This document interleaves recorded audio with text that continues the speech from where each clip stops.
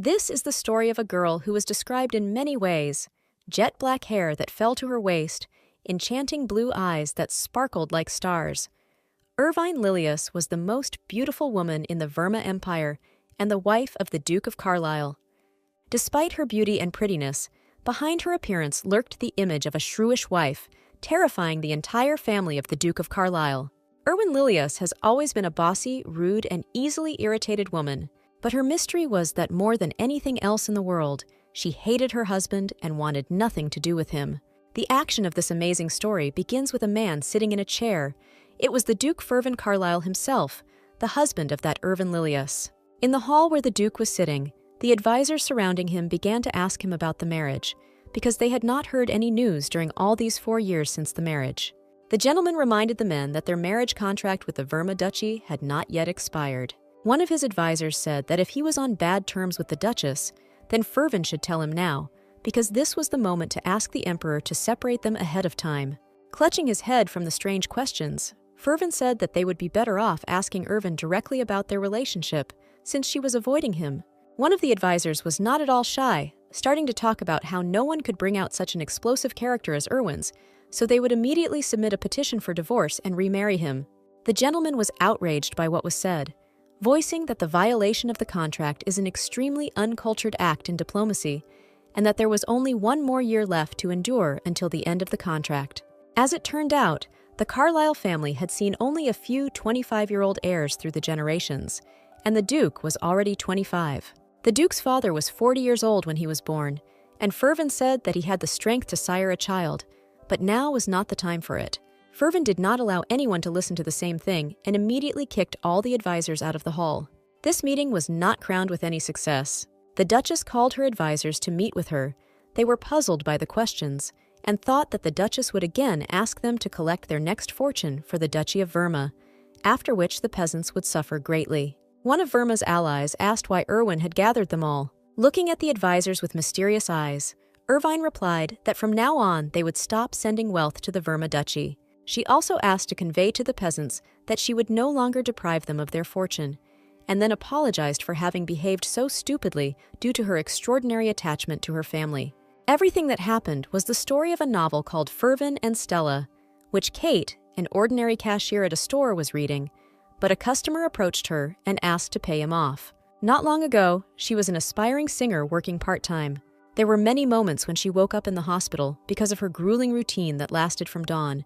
Studies and work consumed her. That day, Kate fainted again right behind the checkout, but this day was a little different. She hit her head on the tiles and died. When she opened her eyes, she saw a young man on the bed, his sleeves rolled up, his shirt unbuttoned, revealing a slender body underneath. The man had beautiful platinum hair. The unknown man was sleeping on the edge of the bed next to Kate, which puzzled her terribly. She didn't understand where she was, why she ended up in bed, who this man was, because she was at work. Out of fear, the girl closed her eyes, hoping that when she opened them, everything would suddenly return to its place. Suddenly the Duke touched Kate's head. Hovering over her with his masculine body, he begged her to wake up. The man was very worried about his wife. Meanwhile, Kate was thinking about what to do in this situation. She decided that when the unknown man left, she would try to understand what was happening. While she was thinking, the Duke unexpectedly kissed the girl. Then Kate suddenly opened her eyes, which stunned the Duke, and it seemed that his gaze was a little frightened. The Duke immediately announced her name, Irwine. Hearing this name, Kate became much more frightened, from which she again lost consciousness, but already in a different body. The next morning, the mistress's chambers were surrounded by maids and a doctor. After examining her, he said that there was no threat to the mistress's health. The servants were very happy with this news. Kate was immediately awakened by the loud and noisy servants. She still didn't understand where she was and why everyone was addressing her like that. Before she fainted, Kate saw a man calling her Irwine. At that moment, all the servants addressed her as the Duchess of Carlisle. She realized that she had died and was reborn in the body of Irwine Lilius. In the novel, Irvine maintained until the very end that the accusations were unfair, as she was also the illegitimate child of the defeated Verma Duchy, her only daughter, in whom his blood flowed and whose life was dedicated to the Thracia Empire. The imperial family, being on friendly terms with the Archduke, accepted her as a gift, after which she married the Duke of Carlisle, who was the emperor's right hand and an influential man in the empire. For 4 years of married life, There was no news of the appearance of an heir, and rumors that the woman was not capable of even fulfilling the minimum duties of a duchess spread throughout the Duchy of Carlisle. However, when there was only a little time left before the contract expired, someone put poison in the Duke of Carlisle's wine. Suspicion immediately fell on his wife, Irvine Lilius, whom the man hated with all his heart. It turned out that she was illegally transferring the wealth of the Carlisle estate to the Duchy of Verma. After this, the girl was sentenced to death. Irwin screamed until the very end that the accusations were unfair, but absolutely no one believed her. Even her husband, the Duke of Carlisle, who once loved her with all his sincerity, did not believe her. He later remarried to Countess Stella Bell, who nursed him with an open heart. Kate didn't understand why she had moved into Irwin's body. She didn't understand why she was that bad villain, and even doomed to die. The swirls of indignation died down in her when she realized that, once in Irwin's body, her stormy emotions would not help. It was time to live differently than Irwin was used to. Kate, who had taken over Irwin's body, invited the servants to her place. A charming maid approached, and Kate, who appeared before her in the guise of Irvine, inquired about the longevity of her marriage to the Duke. The maid replied in fear that she'd been married to the Duke for 5 years, wondering why she had to talk about something like that. Deciding to live another year of quiet life, Kate planned to receive a country house as compensation. She dreamed of an independent life after her divorce from the Duke of Carlisle. She just needed to become the Duke's ex-wife. After much thought in Irwin's body, Kate came to the conclusion that in order to survive, she needs to start doing good deeds to change the opinions of others about herself. And the first person whose opinion should change should certainly be the Duke. While thinking, Kate met a gentleman in the room. The servants immediately greeted him, and at that moment Kate realized why he was called Master. After all, he was Irwin's husband. When Fervin entered the room, he immediately asked how Irvin was feeling. Kate realized that the moment she opened her eyes, the Duke of Carlisle was sleeping in front of her, as if from the shadow of the past.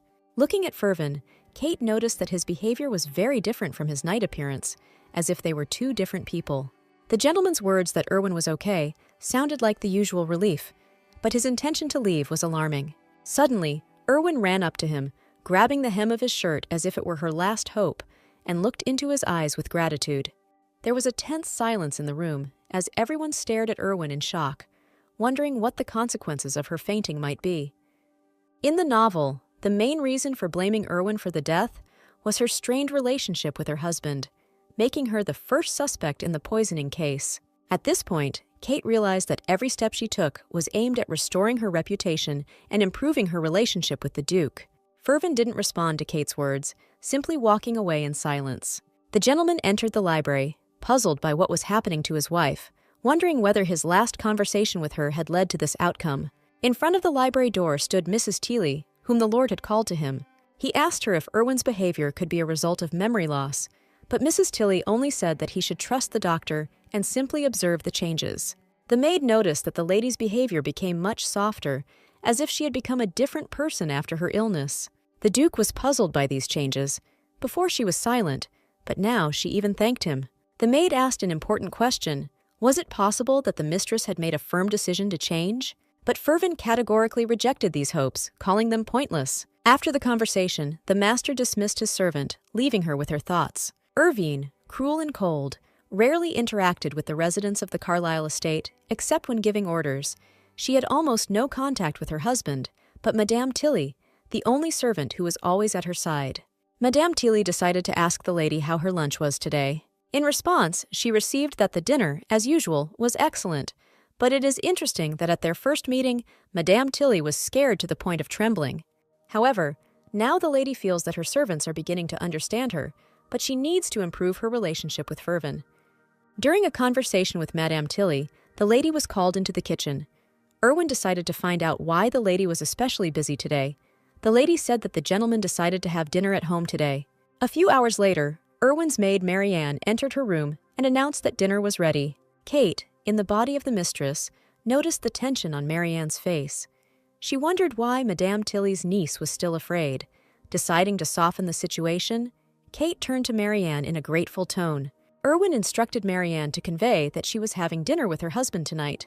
However, Marianne replied that this had never happened before, but Irwin insisted that it was important to make a good impression.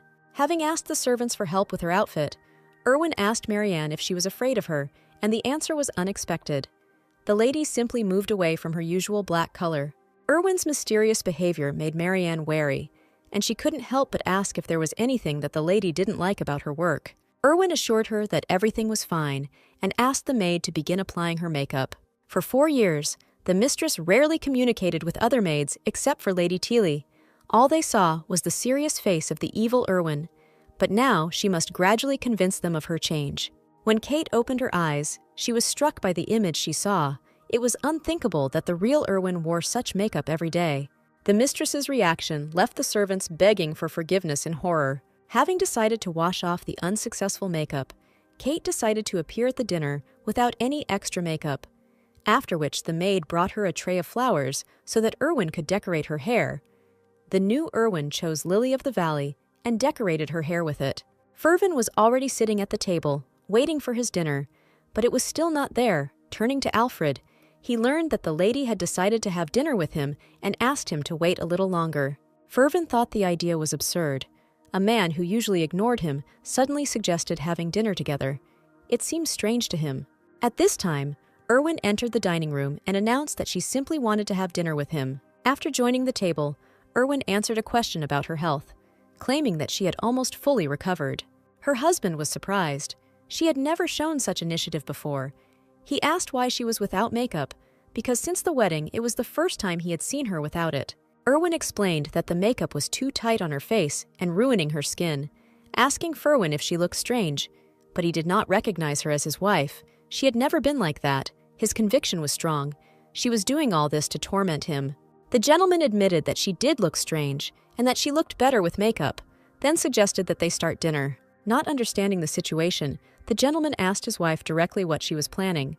Erwin assured that she was not going to do anything bad, but was only trying to improve her relationship with him. The gentleman reminded her of the 4 years of their life together and asked what she thought about the fact that he had seen through her tricks. The Duchess became angry and replied that she was only trying to fulfill her marital duties. The Duke asked if Erwin was ready to fulfill another of her promises, but she did not understand what he was talking about. The gentleman asked if she was ready to fulfill the duty of conceiving a child. If you recall the plot of the novel, it is noticeable that although everyone admired the appearance of the Emperor's younger brother, Duke Syphilam, it was the Duke of Carlisle who finally conquered everyone with his incomparable beauty. Even after marriage, he was considered the ideal man. His attentions continued to be attracted by many women from society. They hoped for a divorce after 5 years, but the real way for the Duke's wife to maintain honor and dignity was to have a child. Erwin didn't want to do this. She couldn't sleep with someone she didn't love. She just wanted to live peacefully until the end of the contract and only then get a divorce. But now she has to give birth to a child. This was a test from the Duke. He did not expect any other answer from a man who, on the first night of marriage, refused to mix his blood with the aggressors. After these words he left, ordering Erwin to forget what had been said. The Duke withdrew, leaving Erwin alone at the table. Fervin told Erwin to act normally and stop doing things she hadn't done before. She couldn't understand why he suddenly became angry, so she ended up having dinner alone, fearing that the relationship between her and Fervin was forever ruined. While Erwin was having lunch, Miss Tilly came up to her, asking her not to worry so much. The upset lady admitted that she realized her rudeness towards her husband, but asked him to give her another chance. Madame Tilly reassured the Duchess, claiming that the gentleman had noticed her changes, but that he had too much to do at the moment. She also noticed that her husband was too exhausted to admit that she had changed.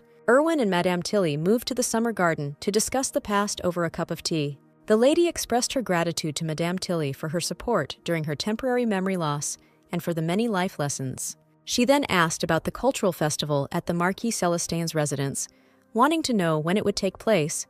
Irvine mentioned that she had heard about the planned festival, which the maid confirmed.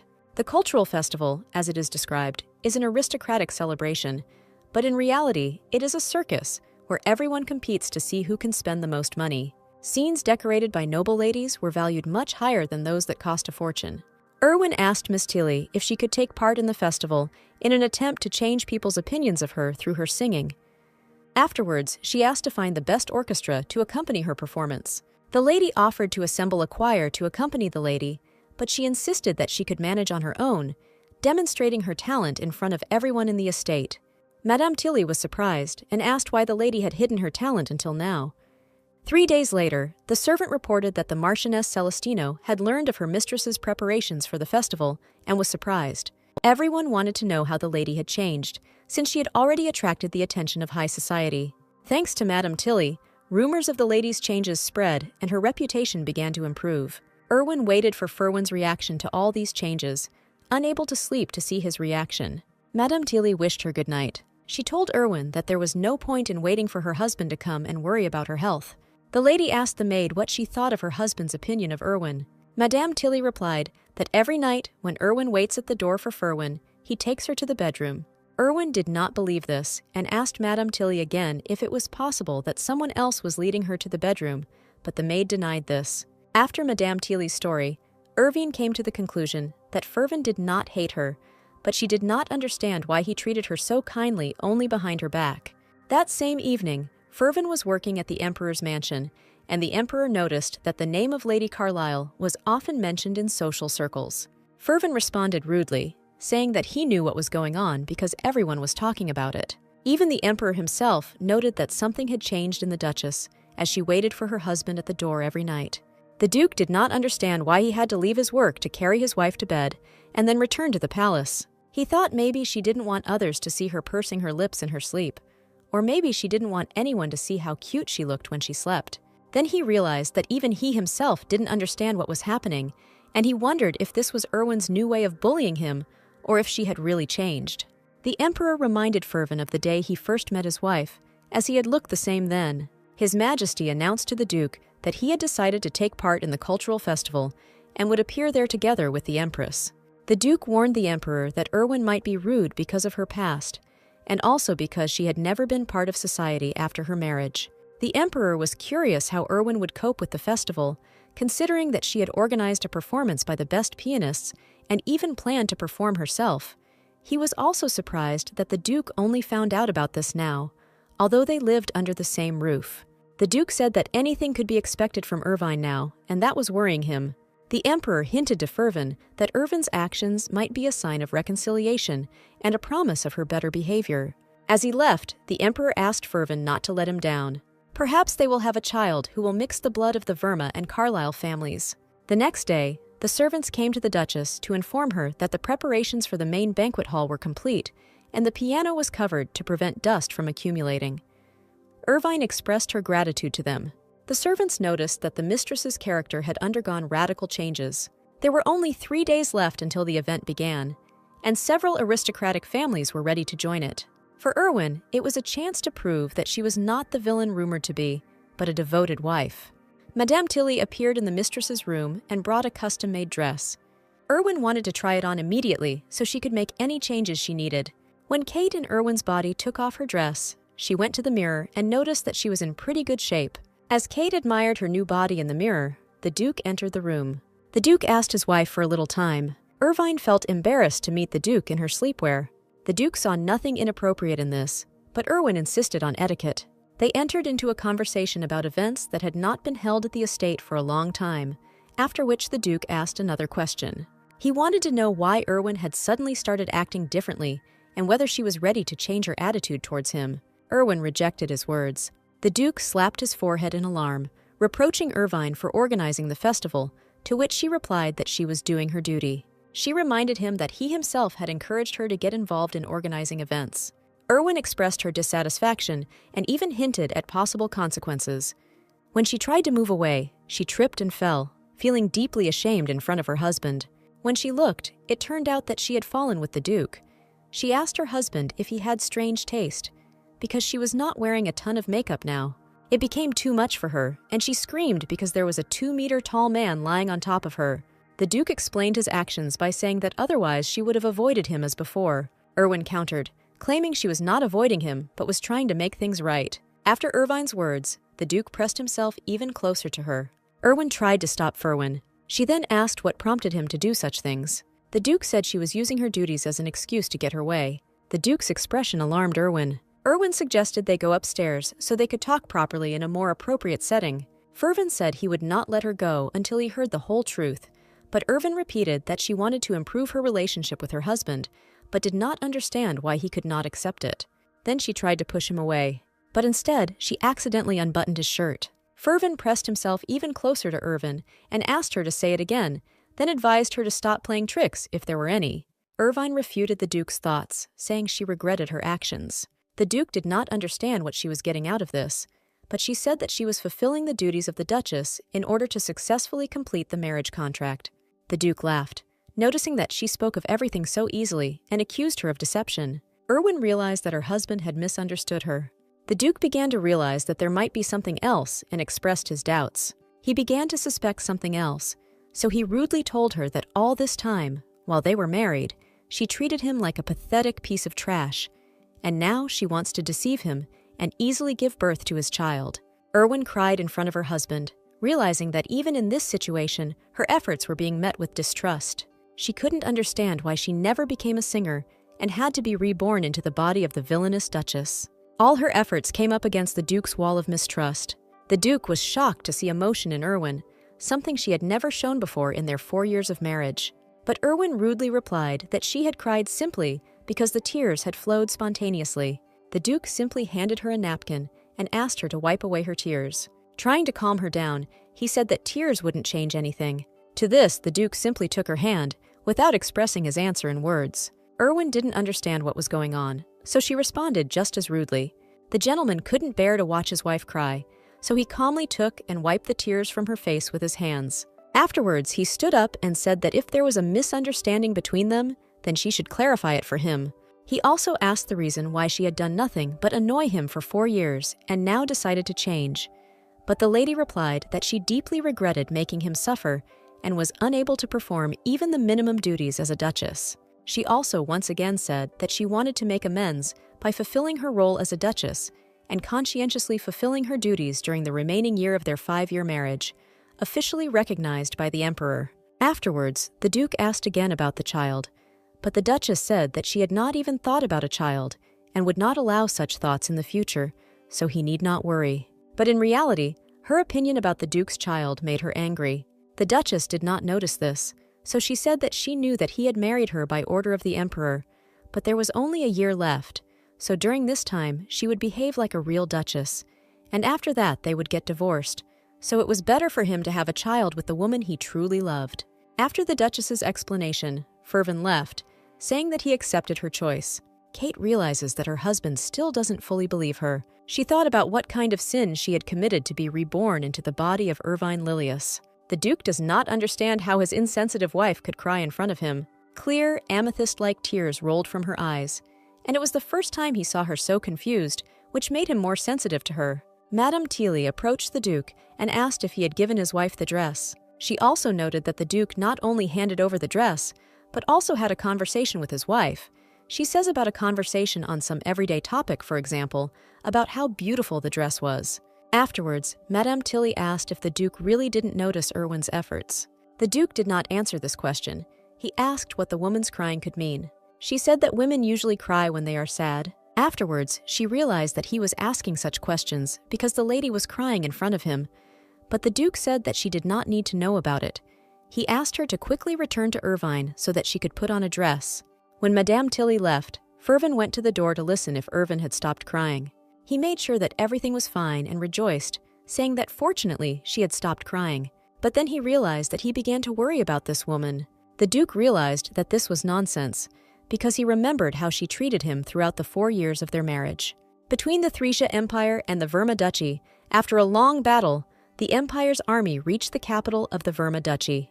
It was there that Fervin first met his future wife, Irvine. He had never loved anyone in his life as much as he loved this woman. It was also the first time he had entered into a battle for someone's heart.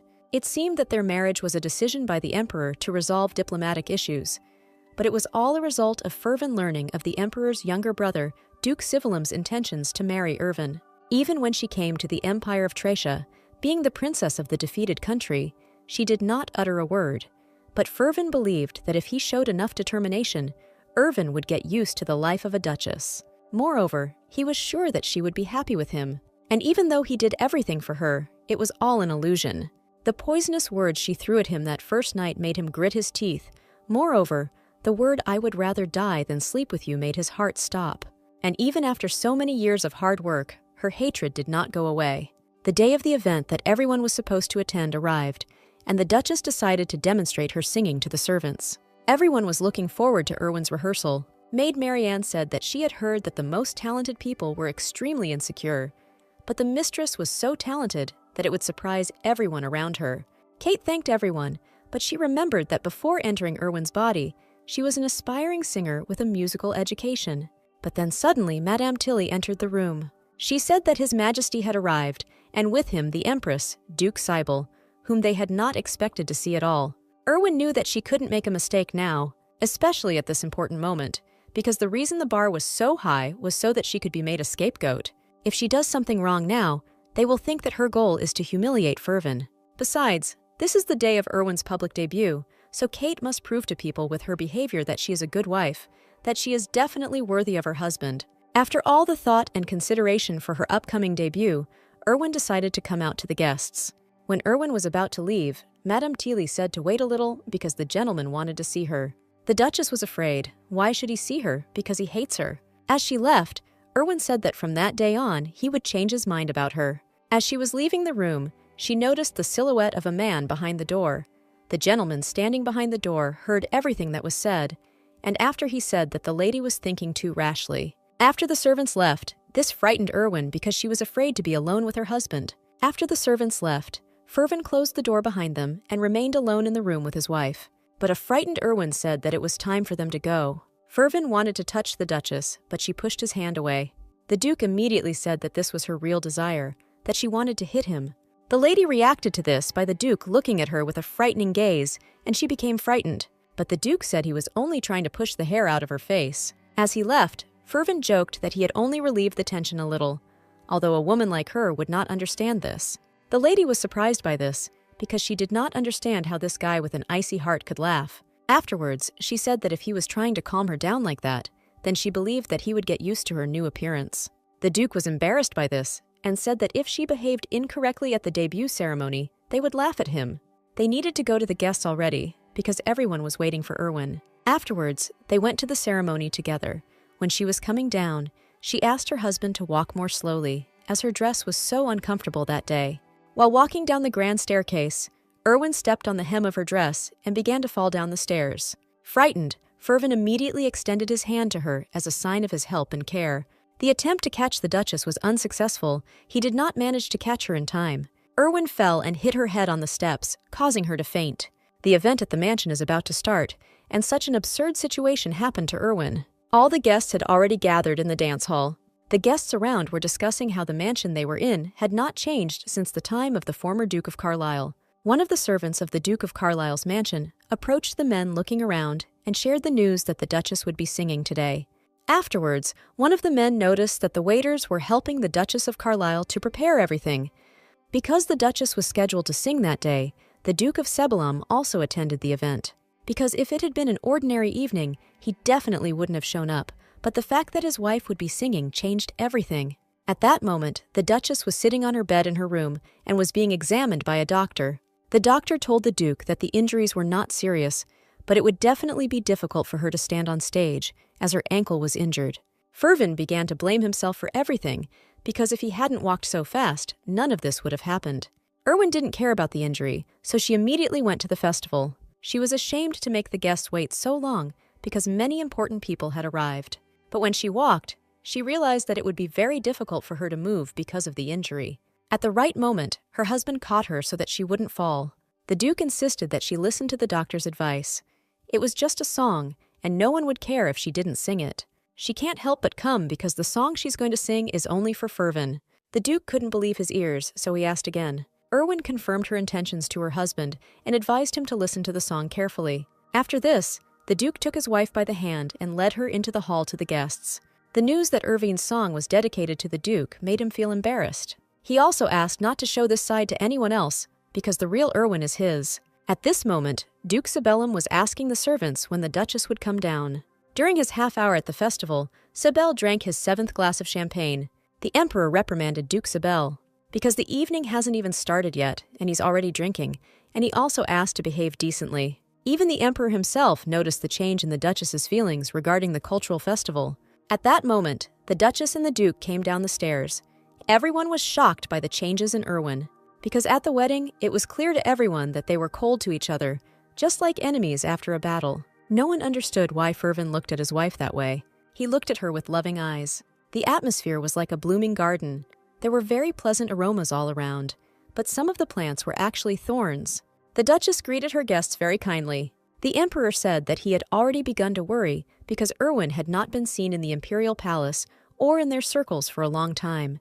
And he also heard that she had recently fainted, and he asked how she was feeling.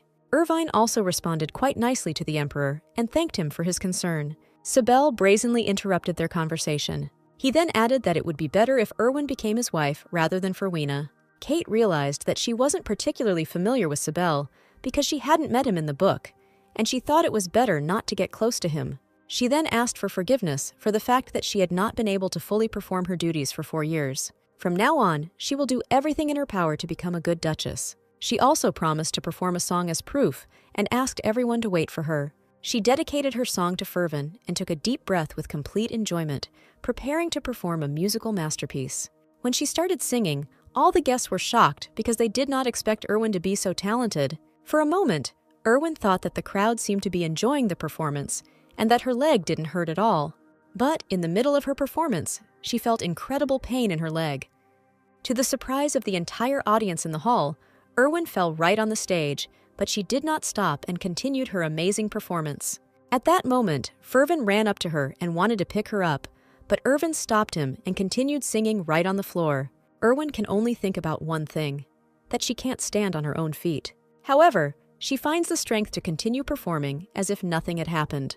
The guest noted that the girl's position resembled a scene from an opera since the girl was singing practically sitting on her knees. But the Duke did not listen to anyone because he was carried away by his wife's singing. Everyone present secretly whispered that they had never heard anything more fascinating in their lives.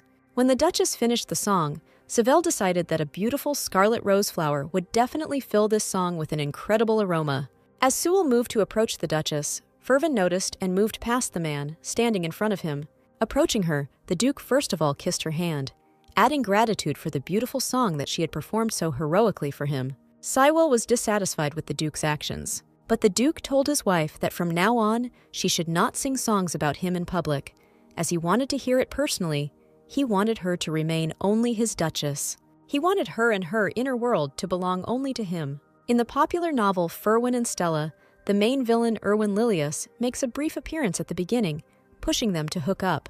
Her role was simple and small, to die for the love of others. In the original, the couple was connected only by a marriage contract, nothing more. And nowhere was it written that Fervin liked Erwin even a little. So why does he say so? Kate didn't understand why the Duke wanted her to sing this song to him in private. And why does he want this bright side to be only his?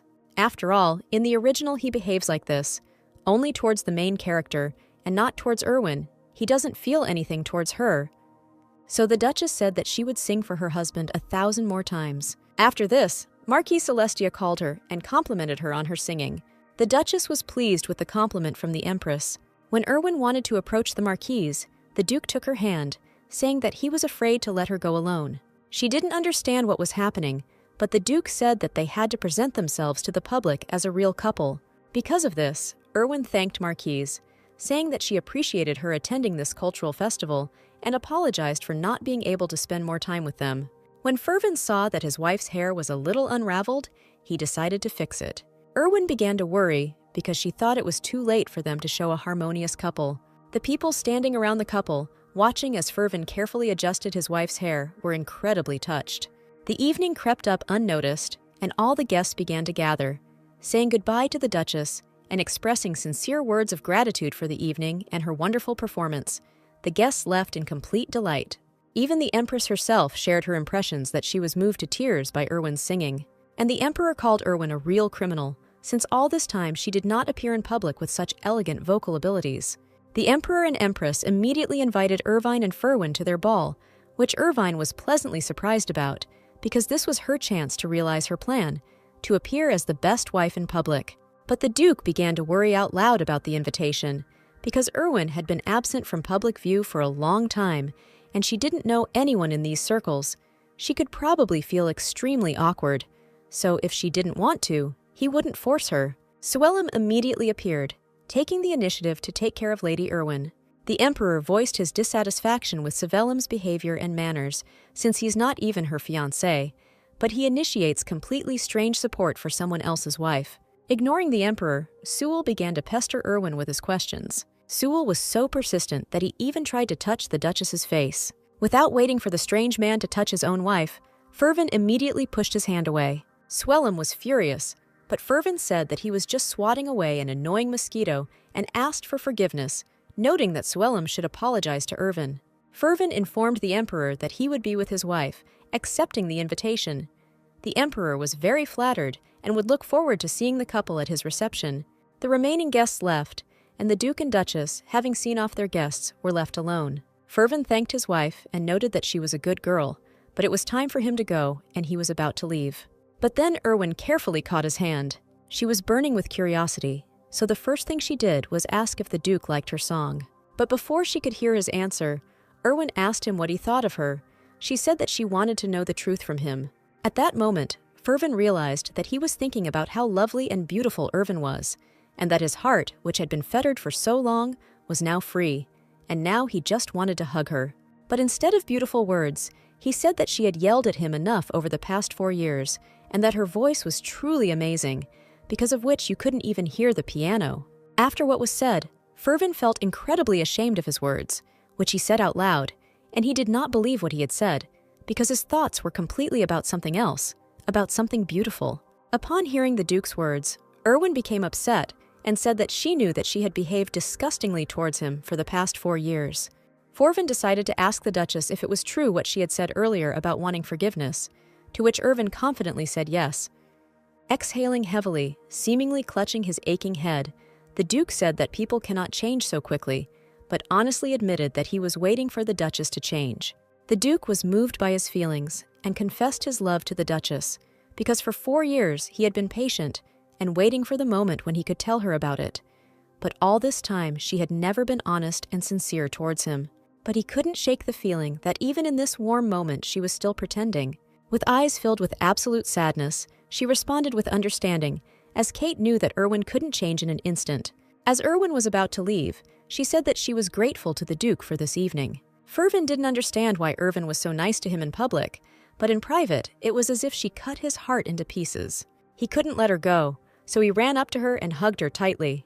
Then he leaned towards her ear and whispered to her about his desire that the Duchess would not leave him. Kate had no idea what was going on in this guy's mind, because he was so cold towards her, and now he was hugging her.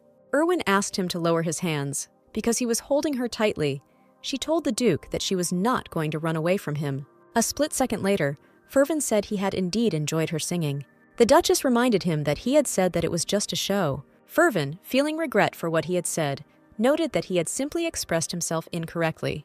After all, he saw how diligently she prepared for this performance, so he couldn't call it anything else. Erwin said that it would be good if it was not only in words, but also in deeds, because in public he is so kind to her, but in private he is too rude. To prove his good attitude towards his wife, Fervin kissed her. After this eventful and very unusual evening, the Duchess came to her room, lay down on the bed, and began to go over everything that had happened in her head. She didn't understand whether there was any benefit from her actions at all, and she also didn't understand what her husband's sincerity was. After all, if she never finds out what's on Fervin's mind, she'll be killed. At this moment, Miss Tilly came into the room to help her mistress change. The Duchess showed her sincerity and thanked Miss Tilly for her help. Misty Tilly decided to ask what her husband had said about her wonderful performance. She was sure that he had praised her. Erwin replayed the evening again and shared what her husband had said about her not putting on a show. Miss Tilly tried to reassure the Duchess by saying that he certainly didn't mean that. She also said that the Duke is an extremely honest man, so sometimes his words may sound rude, but this is not the case. The assistant suggested that Erwin take a walk in the garden, as the evening air helps to relax and put her thoughts in order. At this time, the Duke was sitting in his office and thought that he was going crazy, because he realizes that he showed his impulsiveness by kissing Erwin. Alone with his saddened thoughts that it would have been better for him to remain silent at that moment, since his opinion about Erwin's singing clearly sounded too harsh. Feeling that his thoughts of worrying about Erwin were completely haunting him, he began to feel short of breath, and he decided to go to the window. Unexpectedly for himself, through the window, he notices Erwin sitting in the garden gazebo. After she looked around and made sure that there was no one in the area, She took off her shoes and lay down, as it was comfortable for her. Because the Duke stood near the window and looked at his wife, he had the feeling that he was peeping, even though they were married. Erwin clearly felt someone's gaze on her, and looking back, she noticed someone in the window. She was distracted by Miss Tilly, who said she had brought macaroons and hot chocolate. At this moment, the Duke took his chance to quickly hide from her eyes, ashamed of himself. The day finally ended, and it was morning when Erwin opened her eyes and realized that she was in a mansion. Miss Tilly woke her up and reminded her that from that day on, she was to greet the gentleman upon his arrival at the palace. Miss Tilly had suggested this idea to her yesterday at tea, but she seemed to have completely forgotten it. That night, she said that the gentleman was much simpler than Erwin thought, and advised him to continue doing what she was doing now. But Erwin realized that 4 years had already passed since their wedding, and soon he would drink poisoned wine, and she would be to blame for it. She also realized that she would see Stella and Fervin together before she died. In order to avoid this, she needed to establish a relationship with him as soon as possible, so she excitedly asked Miss Tilly how to get closer to him as quickly as possible. She didn't think the Duchess was so concerned about her relationship with her husband, but with a sly grin on her face, Miss Tilly said that she knew a way to convince the Emperor of the Duchess's sincerity. In the morning, Miss Tilly helped the Duchess dress. Miss Tilly said that she could go to the Duke's room now and help him choose some cufflinks. The assistant said it would be a very valuable and sincere gesture from the Duchess to her husband. Erwin still didn't understand how this might affect their relationship. Miss Tilly explained that choosing cufflinks for him was a gesture of sympathy and appreciation, as the last 4 years had probably been very difficult, and she needed to mend the relationship in order for their marriage to blossom again. Mrs. Tilly hinted to Erwin that a more effective way to consolidate their marriage would be to produce an heir, but Erwin did not expect this at all. Miss Tilly continued that they were approaching their 5th anniversary soon, and it was customary in Sir Fervin's family to have an heir within that time. In complete despair, Erwin realized that even if she couldn't establish a relationship with him, she would have to give birth to a child so that she wouldn't die. The Duchess went to Fervin's chambers, where Alfred met her. He was shocked to find Erwin outside her husband's room in the morning.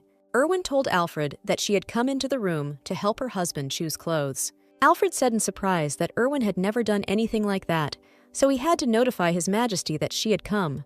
But Madame Tilly was very angry with him, saying that he did not dare to speak to Milady in that way, and told him to open the door immediately. As the lady entered the room, Alfred and Miss Tilly wished her luck. They understood that the lady did not yet know what it meant to help choose cufflinks. When she entered, she was very surprised that the furnishings in his room were much more modest than she thought. He gave her the master bedroom to avoid problems, but she didn't think he slept there, so Kate didn't understand why Erwin was so cruel to him, because he was so kind to do that. Erwin accidentally stepped on a stack of papers and quickly began to collect them. Just at that moment, when she was collecting the papers, Ferwin entered the room. He was surprised because it was the first time she had come into his room, but when Erwin turned around, he was half naked as he had just come out of the shower. Erwin was shocked and thought she was hallucinating. When she realized it was not a hallucination, she screamed in shock.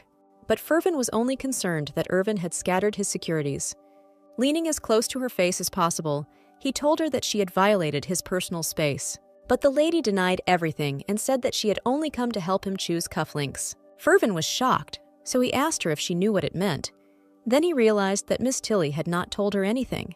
Erwin didn't understand what this meant, so she asked her husband to explain it to her. Fervin said that usually the husband has much more energy in the morning, so he tries much harder in the morning, and the wife then chooses cufflinks for him, so this is an excuse to get into the bedroom to her husband in the morning. Erwin decided that he was trying to make fun of her, so she decided to follow this tradition. She placed her hand gently on his bare chest, but she did not understand what she was doing. Only later did she realize that if she let go of his hand, she would lose everything. Fervin was scared, so he said that if she was joking, then it would be better for her to let go of her hand. The Duchess continues to play the game, so she tells him not to worry because they are husband and wife. Only she didn't understand that the Duke didn't understand her joke, so he immediately threw her onto the bed. She opened her eyes and saw him next to her. She was scared, so she screamed, and the Duke asked in a calm voice why she was so scared, because it was him she wanted to touch. At that moment, Fervin placed the Duchess's hand on his chest. After this, Erwin screamed that she was just joking, and Fervin said that this was no longer a joke, but an outright provocation, and the Duke would definitely have enough courage to provoke it. The Duke was already prepared for anything his wife would suggest, but she screamed again, and said that the only thing she wanted from him was for him to wipe off the water after his shower. Here they both felt the awkwardness that was happening between them. He obeyed his Duchess and did what she asked him to do. At this time, Alfred was very worried because it was already 7:30 in the morning and they still had not come out. But Madame Tilly, on the contrary, was very calm. Alfred said that he couldn't wait any longer, so he decided to go into their room. Madame Tilly reacted quickly and grabbed him by the hem of his jacket to stop him. Alfred said it was taking him twice as long as usual to get ready, and he needed to make sure everything was okay. Madame Tilly said that Alfred was very naive, because now the master and mistress were spending time alone. But Alfred did not understand this, so he began asking tactless questions to Madame Tilly. When the Duke had fulfilled his wife's request, she said that she would go to her room as she was exhausted by everything that had happened that morning. But the gentleman stopped the Duchess by the hand and asked for help in choosing his clothes for today. She asked him if this matter concerned any family traditions, because if it did, she would not follow them. The Duke replied that there were no traditions on this topic, so Erwin agreed.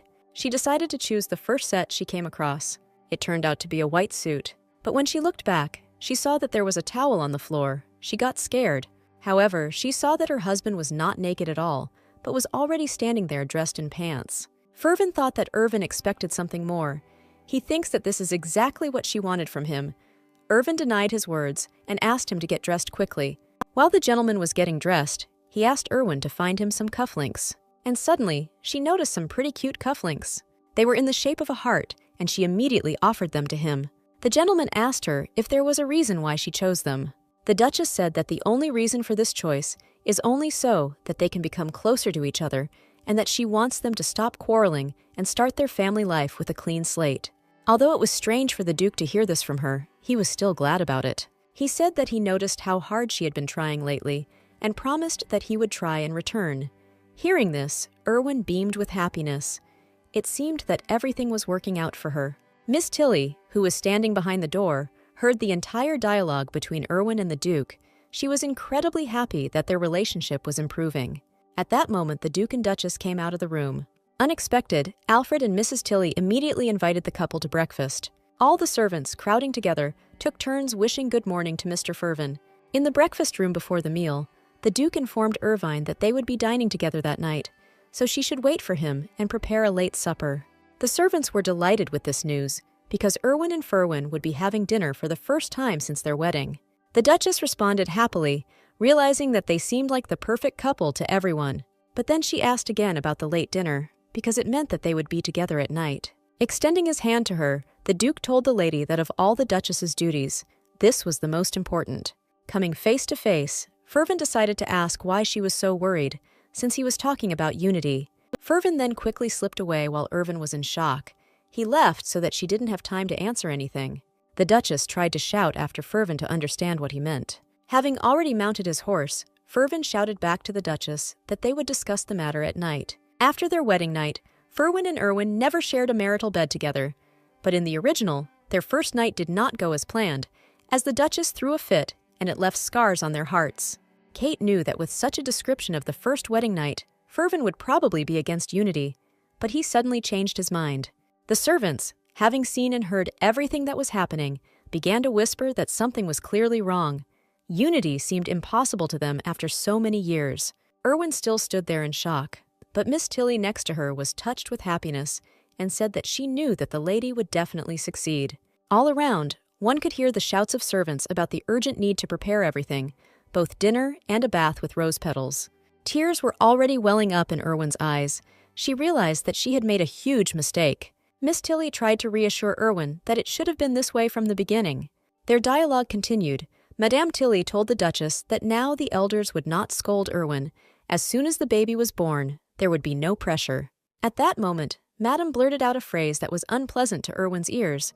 She said that it was as if they were getting married for the second time, but then she immediately apologized.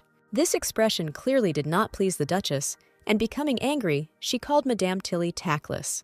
Erwin didn't care whether it was a new marriage or not. Her main goal was to successfully complete this wedding and get a divorce. The Duchess immediately tried to smooth things over between them by telling Miss Tilly that Fervin had probably mentioned unity out of politeness, but Madame insisted that the Duke would not throw around such words. Also whispering in Erwin's ear, Madame reminded him that he would not even touch her without permission, because he had made a promise. At that moment, all of Fervin's last warm touches flashed through Erwin's mind. But Erwin did not understand why he suddenly started talking about Unity and asked Mrs. Tilly about it. Madame Tilly said that Erwin had become so beautiful lately that the gentleman could not have reacted otherwise. Erwin was surprised by Madame's answer.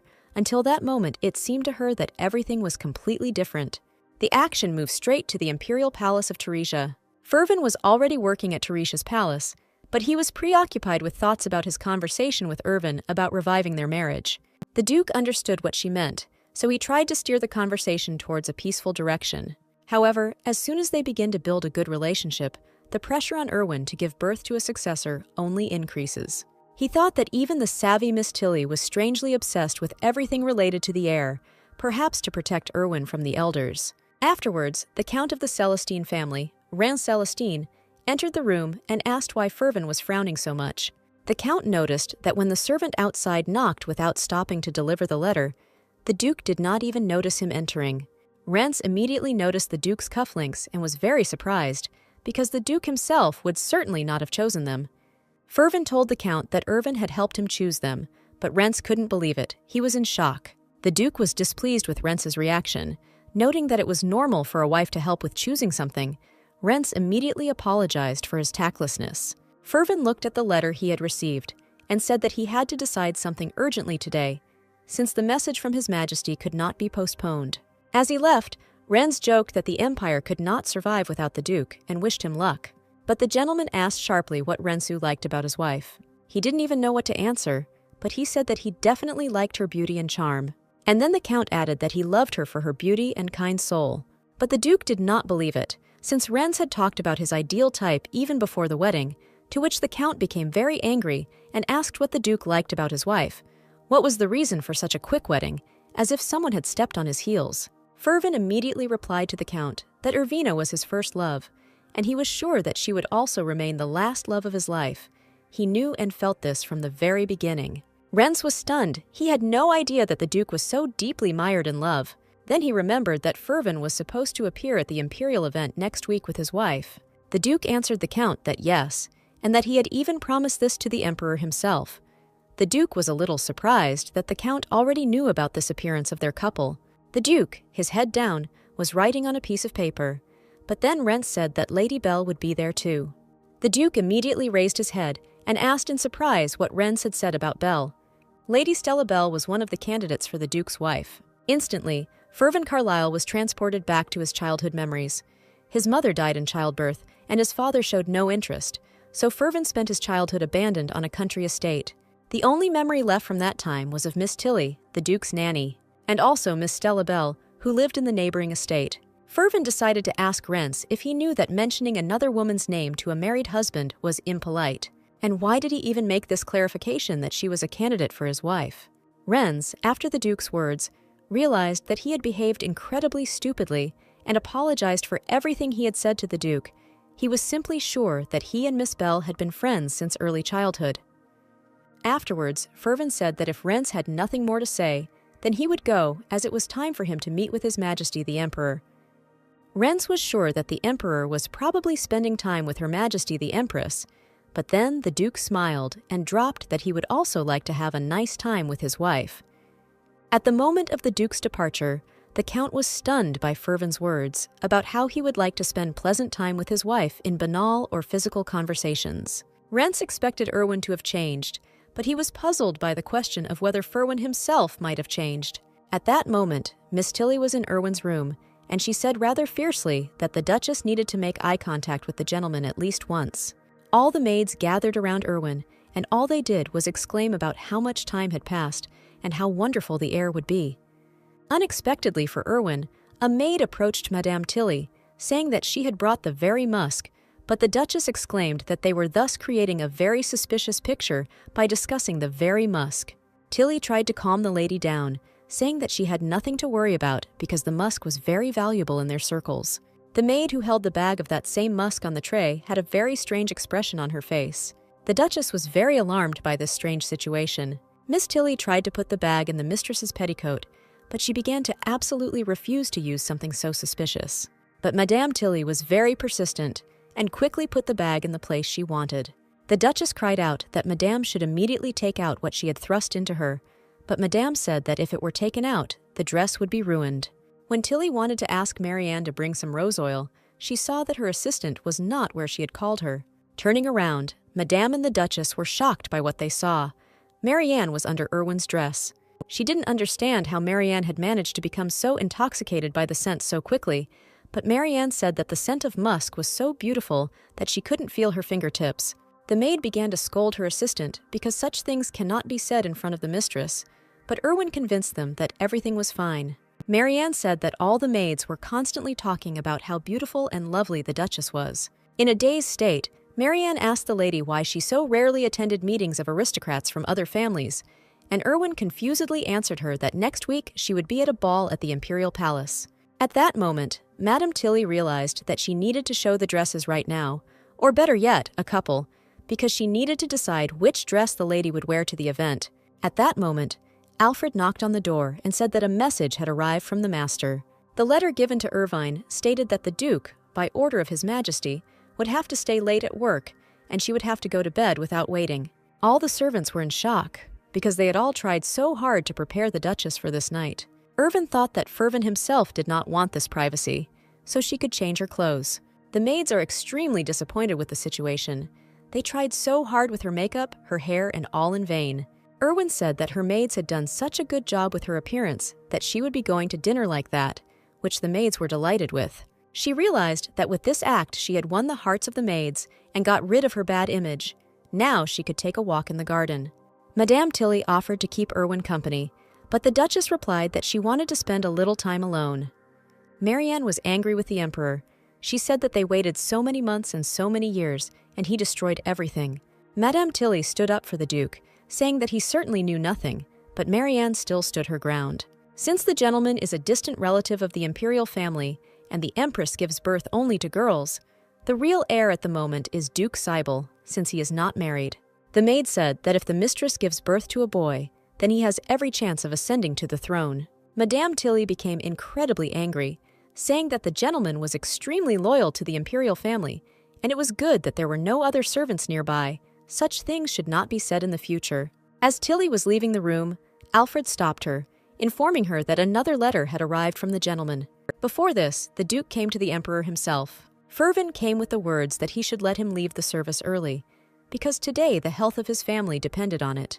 The Duke promised that he would come to work early tomorrow and sort out all the matters, and the Emperor easily let him go and told him to go home since the matter was so urgent. The Emperor simply wanted to eat with the Duke because they had a new cook. That was the urgent matter, which the Duke was not very happy about. The Emperor wanted the Duke to take a piece of pie with him for his wife, but the gentleman refused, as he was in a great hurry. When the Duke left, the Emperor's wife came to him, and they discussed how the Duke had really changed a lot, since he was in such a hurry to see the Duchess. Having learned that Erwin would return that evening, all the servants searched for their mistress throughout the entire neighborhood. It was at this moment that Fervin returned and asked what was going on. Madame Tilly told him that the fact was that they had received a message that the Duke would soon arrive, and they began to look for the lady to tell her. But the lady disappeared. They can't find her anywhere, which left Fervin in complete shock. A few hours earlier at the mansion, Erwin, walking through the garden, was thinking about how good it was that the Duke was staying out late today, even though he was officially her husband. But she was not ready to sleep in a bed with a man she barely knew. And even if he is incredibly good-looking and handsome, she cannot do that. In any case, she probably doesn't even appeal to the Duke in this regard. He probably suggested sleeping together tonight just to show the servants that they were a couple. After all, her goal is to fulfill her duty as a wife under the contract and peacefully separate. She thought carefully, and it was time to go back. But in the distance, she saw a small house in the garden. Entering this small house, she could not see anyone. She realized that this house was too clean for an abandoned house, and she thought that perhaps it was the gardener's house. When the lady was about to leave, she noticed a cute black kitten under the table. Erwin couldn't just leave. She approached him and asked where he lost his mother. She also realized that if she left him here, he might die of hunger. But if she takes him, he will never see his mother. She decided to stay with him and wait for his mother, since she had a lot of time before dinner. When the sun had already begun to set, Tilly had already begun searching for the Duchess to tell her that a letter had arrived from Fervin. Madame Tilly saw that the doors of the little house were ajar. She entered the house and saw the lady there sleeping on the floor. At first she wanted to wake her up, but then she realized that she could not miss such a good chance for the Duke. Miss Tilly met the Duke, told him everything, and said that she had searched the entire area around the house, but had not found the lady. But she said she checked everywhere except his little house, where he and his wife could spend time alone. Madame added that the Duchess was probably embarrassed by the servants knowing about their wedding night, so she thought they could spend the night with her in a more relaxed atmosphere. Since the other servants do not know where Irvine is, Miss Tilly left it up to the Duke to find her himself. When the Duke entered his house, he saw his wife sleeping right on the floor. He was puzzled by the question of why she was sleeping on the floor and not on the bed. He looked at her and thought only about how sweet she was while she was sleeping. She exuded only tenderness and beauty. Fervin couldn't resist and decided to pick her up. The Duchess woke up at his touch. She didn't understand how she could have fallen asleep so soundly. Erwin opened her eyes fully and was startled to see Ferwin standing next to her.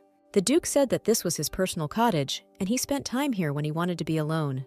Fervin extended his hand to her and invited her to come into the house. The Duchess realized that she had been walking in the garden and had gone into the cottage, after which she had fallen asleep. The Duke was wearing the suit he had put on that morning, which meant he had not worked late and had come home straight away. The Duchess said she didn't want to go home. She knew that if they went into the house, she would have to sleep with the Duke. His face clearly showed disappointment at Erwin's refusal. The gentleman said that couples on good terms are supposed to sleep together. Erwin realized that this was true, and she asked her husband to promise her that they would sleep in the same room, but in different beds. The Duke said that she herself said that they should start all over again as a loving couple, but, according to the Duchess, they are a loving couple in front of everyone, and this does not mean that they will now sleep together. Besides, he does not want children from her. The Duke said quietly that he had not said that he did not want children from her. The Duchess didn't hear and asked him to say it louder. But then the scent of musk began to take effect. The Duke fell to the floor. He did not understand what that smell was. Fervin had absolutely no idea what was going on, asking the Duchess what she had done with his body. Fervin immediately jumped up and hugged the Duchess as tightly as he could. Irvine had completely forgotten about the little bag that Miss Tilly had given her and did not understand what was happening. She abruptly pushed the Duke away from her. As soon as Erwin pushed him away, he immediately realized what that scent was, and his gaze filled with many questions. He immediately dropped to his knees and went right under the Duchess's skirt, taking out that very bag. Erwin was clearly even more furious about what the Duke could afford, but at that moment, Fervin said that it was the musk of a valuable white deer living in the north. This thing in Erwin's dress was very strange. The Duchess exclaimed furiously that she did not know what it was, because Tilly had left it behind while she was packing it. Fervin, who was very confident in himself, thought that the Duchess was definitely pretending to be stupid, and that she understood perfectly well why this was happening. But he did say that girls have been using these musk sacks to seduce guys for over 100 years, and she had fulfilled all the conditions for seduction. A lot of effort has clearly been put into the makeup, complemented by a beautiful outfit and completed by a seductive scent. Coming closer to the Duke, Erwin, looking straight into his deepest eyes, said that the servants who had planned all this were to blame for this image and aroma. She only promised them to walk like this until the evening. Hearing these words, the Duke decided that if she was dressed up only because of the maid's wishes, then she should fulfill his wish. Almost touching her lips, he quietly said that since she fulfilled the wishes of the maids, then she should definitely fulfill the wishes of her husband. Shouldn't he be more important than them? At this moment, the Duchess's thoughts were filled with the thought that if she had known how this would all end, she would have immediately pulled this damned bag out of her skirt. Although on the other hand, how could she know that the Duke would return home early, and he hadn't warned her yet, or asked the maids to find her? Without thinking twice, Fervin took his mistress into his arms. As was typical of the Duchess, she tried to stop him, but the gentleman was persistent and laid Erwin on the bed. Already lying on the bed, Erwin again tried to show her character and asked her husband to move away from her. She did not want anything at all from what he had planned. Fervin was persistent again, touching her gently and saying that he was not going to leave her side. The Duchess screamed furiously that they would look for her in the mansion. But Fervin tried to explain to her that they were spending time together, and there was no need for anyone to look for her. Unable to cope with her negative emotions at all, Erwin told her husband that his attempts to take possession of her were more like the actions of an animal, which horrified and enraged the Duke. How dare she? To prove his case, Erwin explains that forcing her onto the bed really does look like an animal's act. This behavior only provoked him, after which he immediately tore off his shirt. It seems that such behavior excited him. There he was, with his bare, pumped-up torso right in front of her, and her gaze was quite cold. Leaning right up to her face, the Duke began to remind her of what she had told him on their first night, about her desire to take revenge on him, although he thought that she had already done it. Erwin was confused, not understanding what he was talking about. The Duke shares with her that he constantly clings to her and fights with an insatiable thirst. This is the most powerful revenge. Looking straight into his piercing gaze, Erwin couldn't believe that Ferwin himself had admitted to clinging to her. After all, he never showed any feelings of love or affection towards her. In the original novel, Erwin and the Duke were not bound by bonds of love. But the Duchess said that she was not interested in revenge. She just wanted to live in peace. It was at that moment that thunder sounded outside the window and heavy rain began to fall. Now they definitely wouldn't get out of there. The Duchess never made it to dinner and remained hungry. The Duke himself heard the rumbling of her stomach. Fervin suggested that Erwin have dinner together and then talk to each other. She again showed her aggression and character, insisting on continuing the conversation. But the feeling of incredible hunger still got the better of the Duchess, and they began to dine on what was available in this tiny house. The Duke, having searched the house in search of some more goodies for his wife, discovered a bottle of wine. He was clearly happy about it. Offering the Duchess some strawberry wine to try, he filled her glass. Surprisingly, this time she did not resist and began to try the strawberry wine that Fervin had found. He couldn't stop admiring his Duchess, with piercing and at the same time tender eyes, while she was savoring that very wine. Fervin noticed the crumbs remaining on his wife's face and began to remove them from her sweet little face. But it was not to be. Erwin has no time for mercy. She was clearly furious from the courtship. The Duchess decided to remind Fervin that they would sleep in the same room, but in different beds. Since all spouses sleep in the same bed, and if the maid comes in the morning and sees this, she will tell the elders. But the Duchess seemed touched by her husband's thoughts. He told her that he was not going to force her to do anything. But Erwin responded by saying that children could always be had with another loving partner to whom she was truly devoted. Fervina was furious at what the Duchess said. He immediately stood up and shouted that he would do so. It was a mystery to the Duchess why he was staring at her like that, but she knew one thing. The reason for his anger was not hidden in the conversation about the child, but about another partner. Several hours passed, and the Duke lit the stove in the house. There was a certain peace in the house, and having calmed down, the Duchess sat and read a book. She realized that the rain would not stop anytime soon, and she would have to sleep in the house. Looking around, she saw a small bed, obviously for two people, where Fervin was already lying. Plucking up her courage, she approached Fervin and asked if he was really going to sleep on the bed. The Duke was puzzled by this question. It seemed to him that they had decided everything, and they would sleep together, nothing else. Turning away proudly, Erwin voiced her intentions to sleep on the floor. Without waiting for his mistress's answer, Fervin took her hand tenderly and said in a quiet voice that she should stay to sleep with him. Trying to show all his sincerity and concern for his wife, the Duke tried to stop her intentions by saying that she might get sick if she decided to lie down on the floor. While the Duchess was trying to comprehend what had been said, Fervin had already pulled her towards himself. At this moment, the Duke quietly pulled the blanket over her and covered her, as he did not want her to be cold. Erwin tried to throw off the blanket, but felt a strong cold, already realizing that she would have to stay in this warm bed with him. She had to overcome her pride and still lie down next to him. But the thought that she was sleeping with him did not leave her head. After all, in her past life, she had never shared a bed with a man. Having overcome her thoughts, the Duchess nevertheless fell asleep next to Fervin. She looked so gentle while she slept. The Duke couldn't take his eyes off her.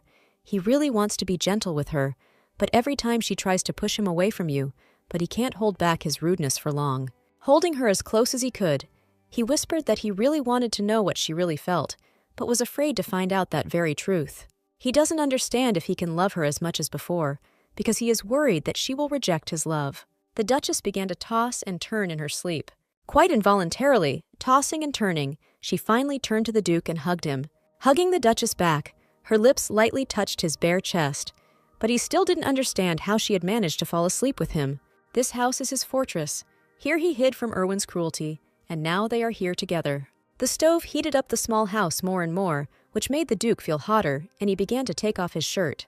When he finished undressing, he noticed that Erwin was left without a blanket at all. She seemed so defenseless at that moment, warming herself with her own hands. The Duke could not contain his feelings and kissed the sweetly sleeping Duchess. He knew he couldn't do that because she hadn't given her consent, and he squeezed himself to hold back his own emotions. The Duke tried so hard to restrain himself that he scratched his own hand. When he calmed down, he turned to her, hugged her, and was surprised that she was so warm, because he thought she was such an icicle. If you think about it, this is the first time they have hugged at a modern wedding. She had been so mean before, but at least he knew what she was thinking and feeling. But since the day she fainted, he had no idea what she was thinking. He is glad that she has begun to treat him better, but he still wants to hear something else from her, something very important, although he himself has never said it. The Duke decided to be the first to say this, about how much he still loved her. It would seem strange to talk about love to a sleeping person, but these words finally helped the Duke fall asleep, and he fell asleep hugging his wife, who remained a mystery to him. The next warm morning arrived. The palace seemed to be all in the rays of the sun. The day should definitely be filled with the same warm events. Kate woke up with the first rays of the sun and slowly opened her eyes. Then she stood up and yawned and told Fervin that the rain seemed to have stopped. When she rubbed her eyes and barely opened them, she saw not Fervin, but Miss Tilly standing there. The heroine was very surprised by this. What was she doing here, she thought, and Miss Tilly bowed to the lady and asked if she was awake yet. But when Erwin finally woke up, she began to understand where she was. And she began to look around and asked why she was here, because she definitely fell asleep in the house. Miss Tilly explained to her that the gentleman had brought her from the cottage at dawn, and she told how careful he was, as if he were carrying the most fragile artifact in the world. The heroine couldn't believe it. Could it really be Fervin himself who carried her? Then Miss Tilly happily told the lady that he also said that from now on the day of Unity, he would sleep here, and from now on, in order not to cause the lady any inconvenience on the night of Unity, she would do everything in her power, and said that the elders were also happy for them. The girl got angry, clutched the sheet, and thought, "This means unity." Then she suddenly remembered her words of promise to Fervin that she would adhere to the unity that the elders had defined for them. But she thought with annoyance that she had only been trying to smooth over the situation that had happened. But he had already told Miss Tilly all this, and she had believed him. "Use one room on a night of togetherness," Kate said bitterly. Miss Tilly smiled at her and told her mistress not to worry so much. She looked at her questioningly. Blushing slightly, the headmaid asked the lady if she really thought that the master would leave her alone. "And as soon as he gets his political affairs sorted out, he will come to you more and more often," Miss Tilly finished.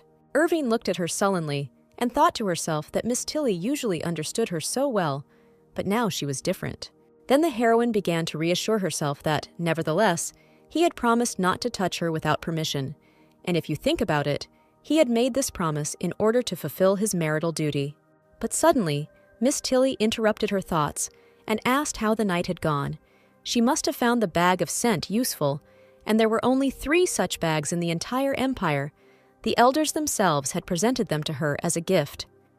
Even couples who were close to divorce were reunited, she continued. But Erwin was not particularly happy. She glared at the headmaid and thought to herself that if they only knew how much she had suffered because of that bag. Fervin probably thought she was trying to seduce him, and the lady told Miss Tilly that she would not use it anymore. It was too much of a burden. And she took her head in her hands and said, "Well, how could she have thought that the gentleman would not be satisfied with just the scent?" But the heroine began to object that this was not entirely true, and then suddenly Marianne burst in on them shouting, "Miss Tilly! Miss Tilly!" Miss Tilly started shouting at Marianne that she had told her to knock on the doors of rooms where the mistress was, and the maid immediately apologized to her. "Well, why did you barge in here like that?" the headmaid asked her, and Marianne, out of breath, said that the gentleman had given instructions that he and the lady would go to the fitting after 2 today. Erwin and Miss Tilly opened their mouths in surprise, and the lady asked her again about the fitting.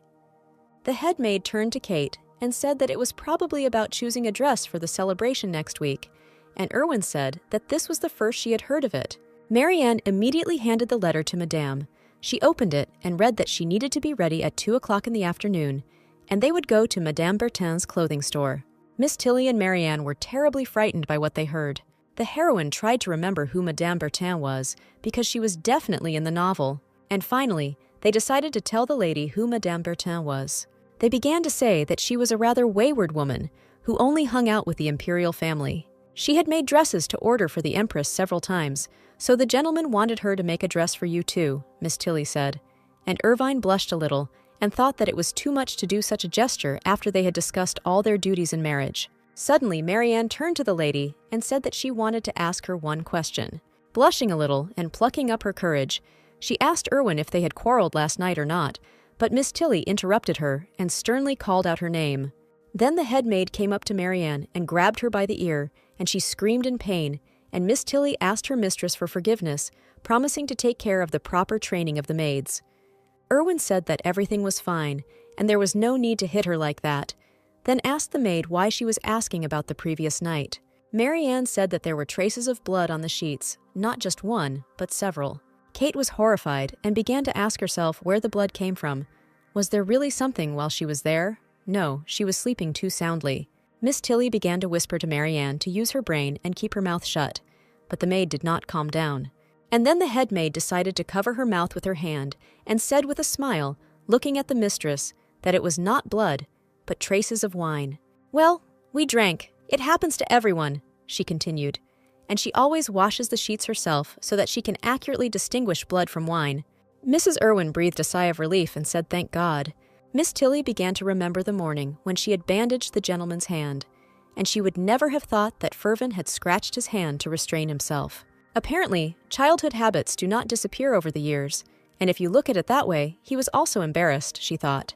It would be better to leave everything as is, thought the head maid, holding Marianne's mouth. Imperial Palace, Fervin arrived in the morning and headed to the Emperor. One of the advisors met him and asked how everything went, but he did not answer him, and he continued, saying that he could not believe how someone so punctual could be late for a whole hour. Fervin did not answer him, but only headed towards the Emperor. The advisor asked if he was feeling unwell or if something had happened at home. Finally, the Duke turned to him and said with a smile that if something had happened, it was certainly nothing bad. He said that he heard that his relationship with his wife had become better, and apparently this is true. And he added that everyone present at the celebration highly praised his wife. Her appearance, singing, behavior, she was ideal. When can we see the lady again? Asked one of the gatekeepers. Two more approached them. Fervin replied that there would be a celebration at the Imperial Palace next week. One of the advisors asked if they could now expect news about the heirs of the family. They were both healthy, and the birth of children was now only a matter of time. The other advisors were a little shocked by such a tactless question, and he continued by saying that he would ask his wife to send them herbs for a successful pregnancy. But Fervin didn't like it, and he shouted at the advisor that it was their personal concern. Besides, he continued, I won't tolerate you putting Irwin in an awkward position. Then the gentleman said that it was time for him to meet with His Imperial Majesty, and left. The Emperor met him and told him that he was getting late, and that he had to wait for him for a whole hour. Fervin said, didn't he ask him to refrain from unscheduled visits? Besides, it's hard to prepare for every visit to him. His Majesty told him with a smile that for his sake he could always find time. Fervin answered me anyway. They entered a large hall where there was an arena and a lot of people had gathered. Someone told them that they were as beautiful as always and asked them to put on a wonderful fight this time too. The Emperor and the Duke of Carlisle began to take off their outer clothing. Fervin began to take off his tie and thought about something, and the Emperor asked him if he was ready for sparring. If so, why was he still dressed? His Majesty was already standing with a bare torso and said to him, Undress, let us cross our swords in battle. The Duke answered him that in such a situation, the sparring itself was important, and the Emperor, with a mysterious smile, said that they had known each other for many years, which made him embarrassed. Or are you ashamed of your body? He asked him. Fervin abruptly took off his shirt, and taking the sword in his hands, said that his body was what he was most proud of. The Duke of Carlisle took a pose with his sword. The Emperor noticed his hand and wondered what kind of bandage it was. Why are you standing there? Do you feel uncomfortable looking at the naked body? Asked the Duke. No, said His Majesty. He is simply comparing his body with his own. Who do you think is better? His Majesty asked Fervin. Then he also took the sword in his hand and stood in a pose, and the battle began. They fought, the Duke parrying his blows with his sword. His Majesty also wielded the sword well and parried his blows. Suddenly, the Emperor asked him how his night had gone. Fervin didn't understand him and asked him again what he meant. The Emperor said with a smile that he was only worried about him. Then His Majesty asked the Duke what kind of scar he had on his hand. It seems that a girl left it for you, His Majesty, the Emperor said mockingly. The Duke, in anger, attacked him sharply and the emperor dropped his sword on the floor. Fervin shouted at him to focus on the duel. Otherwise, he was behaving in an unbecoming manner to his majesty. The emperor raised his sword, and they continued fighting. The swords touched each other, and they both pressed down on them with all their strength and their whole bodies. And in a moment, they were face to face. And then the emperor told him that everything was fine. Then he whispered in his ear that in relationships, girls at least sometimes leave traces of passion on their boyfriends' bodies. And so that he doesn't worry so much about the scar, although it seems quite painful. "It's not what you think!" Fervin shouted, and pushed the emperor away with his sword. His Majesty asked him if he wanted to say that he had scratched his own hand. And if this is not so, then let him tell the truth. Fervin was beside himself with anger. The Duke did not tell him that he had scratched himself in order to restrain himself in front of Erwin.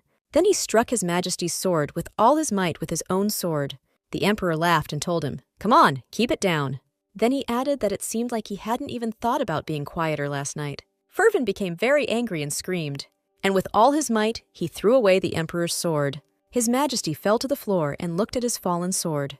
The Duke then walked up and pointed his sword at the emperor's face. The Duke stood there and looked into his Majesty's eyes. Fervin looked at him silently, not lowering his sword. The assembled spectators watched in anticipation of what the Duke would do. Then, after a few seconds, the Duke lowered his sword and leaned towards the emperor. Leaning closer to his face, I told him in his ear that it was not worth interfering in the relationship between a husband and wife, having no idea at all what was going on there. The emperor stood up and said that apparently everything was indeed fine between him and his wife. Fervin told him that he had lost. Why was he smiling? He replied that it was not the first time he had lost to him. And he added that the Duke had always said that one should boast of one's body and face, and not of one's beautiful speeches. Well, how did he see the effect? The emperor asked him. And the Duke of Carlisle thought and began to remember the night with Erwin. His Majesty suddenly said that he thought she was not particularly interested in Fervin's body. Then he asked him if she was choosing a dress for the ball today. Fervin answered, "Yes, Your Majesty," but he did not fully understand what he wanted to say by this. The emperor told him to hurry. If she didn't like his body, maybe he could do something to fix it. And he ordered him to go quickly and get ready. The Duke of Carlisle thanked His Majesty and ran away. Fervin ran and thought with annoyance that maybe he really wasn't her type. Then he stopped and said, "But what can I do? What does Erwin like then, God? What can I do?" 4 years ago, Madame Bertin became a phenomenon in the fashion world of the Empire. All the ladies of the Empire wanted to try on her dresses, and everyone could only envy her sense of style and reputation. But one of her dresses could cost as much as an entire estate, so not every aristocrat could pamper his woman with it. And although she started from the very bottom, even having reached her level now, she did not allow her dresses to be worn by just anyone who could buy them.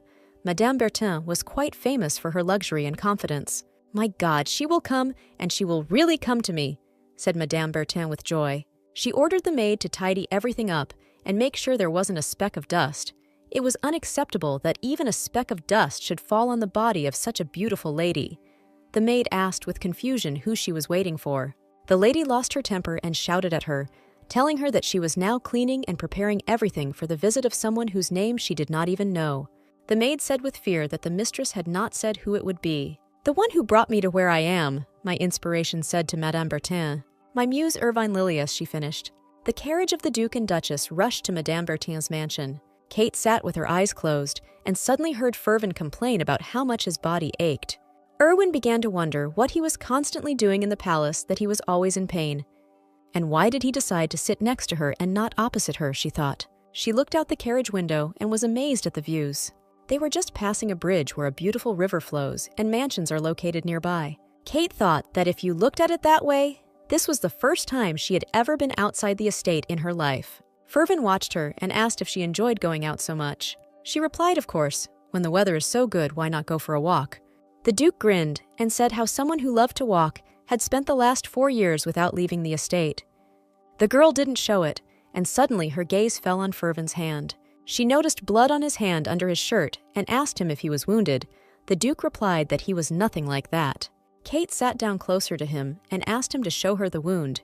It seemed he was seriously injured, but Fervin waved her off and told her not to worry so much. Erwin stood her ground and told him that if he was seriously injured, he could go home to rest. She would go to the fitting herself, but he refused, saying that he kept his word.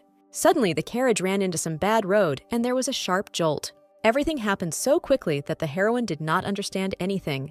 Kate fell almost with her whole body onto Fervin's knees, and he managed to grab her by the waist. Because he grabbed the girl so abruptly, his wound began to hurt even more and blood began to ooze. Fervin didn't cry out in pain, but only moaned silently. Erwin stood up and began to apologize to the Duke, then touched his hand and said worriedly that he should show her his hand. The heroine began to worry greatly about the Duke and seemed to begin to understand what these wounds were. Kate gently removed his hand and decided to look under the sleeve of his shirt and saw his wound. She saw traces of nails and wondered where it came from. Did it really happen last night? Where did you get them from? The cat scratched them, Kate asked Fervin. The Duke did not understand what cat they were talking about, and she said that there was a cat in the cottage. Maybe it scratched him. Not knowing what to answer, Fervin said yes, the cat must have scratched him. The heroine said in surprise that such a cat could defeat such a tiger. The Duke did not show it, and said that he did not think that this would happen. She took his hand and asked if he had treated the wound. Who knows what kind of ailments this cat might have?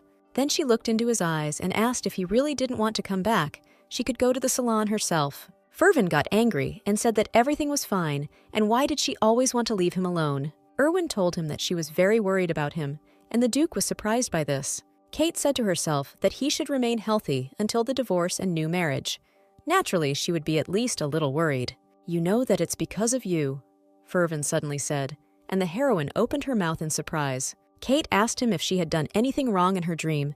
He coughed and said he couldn't tell her. The heroine kept asking him to tell her why. Then she took off his tie, unbuttoned his shirt, and began to touch his bare torso. But the Duke removed her hand, and the girl asked what he was doing. They were a couple. Why was he so afraid to touch her? He told her that it was all because of her. Erwin could not understand why he said that. Fervin asked why his heart was pounding so much, if she knew how much he had been suffering for her lately. But then his servant suddenly opened the carriage door, and he informed the gentleman and lady that they had already arrived at Madame Bertin's salon. The girl apologized and said that they would be there soon. They arrived at a luxurious and stylish mansion. When they entered the main hall, they saw how everything was shining and how many dresses were hanging there, and the girl couldn't take her eyes off it and said, "Wow." Here, the hostess herself met them and greeted the Duke and Duchess of Carlisle. Bowing before them, she introduced herself as Isabella Bertin, but more often called Madame Bertin, and said that it was a great honor for her to receive them. Erwin replied that they were glad to meet her and said that her dresses were truly beautiful. Could she choose one of these? But Madame suddenly told her no, they definitely would not suit her. She explained that since ancient times, clothes only emphasize the beauty of the owner. The dress should not be more beautiful than it. It should only emphasize her beauty. Madame Bertin approached the lady, took her hand, and said that those dresses were certainly beautiful, but they were clearly not made for her beauty. "Then what dress can I choose?" asked Erwin. Madame answered her that the lady should not worry. She would do everything possible so that she would shine on her evening. "Follow me," said Madame Bertin as they walked.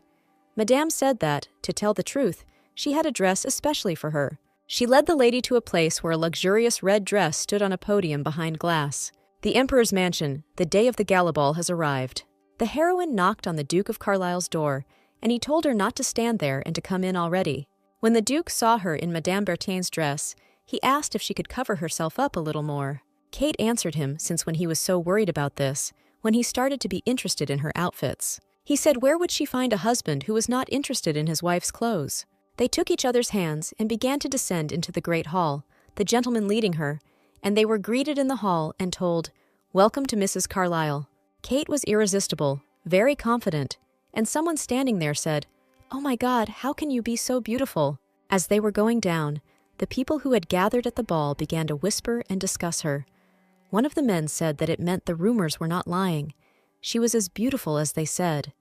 Another said that since the wedding she had become even more beautiful. The Emperor and Empress were waiting for them downstairs, and Fervin greeted His Majesty. The Emperor said that he never thought that he would come here with his wife. He then remarked that this was not the first time that Lady Carlisle had appeared at such a ball. Fervin sighed and said that it was only the wish of Her Majesty the Empress. Erwin introduced herself to the Empress.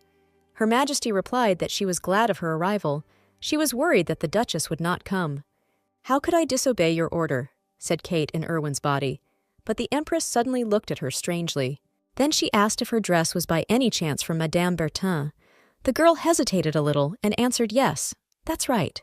Her Majesty said that for many years she had begged her to sew her one dress, and turning to the Emperor asked if he remembered, and hadn't she asked him to buy this dress for her in Madame Bertin's salon.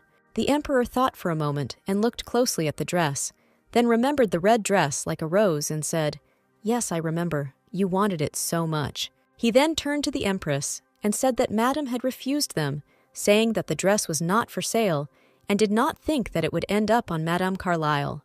Her Majesty replied that apparently the lady had truly charmed Madame Bertin, and Kate suddenly decided to take the Duke by the hand.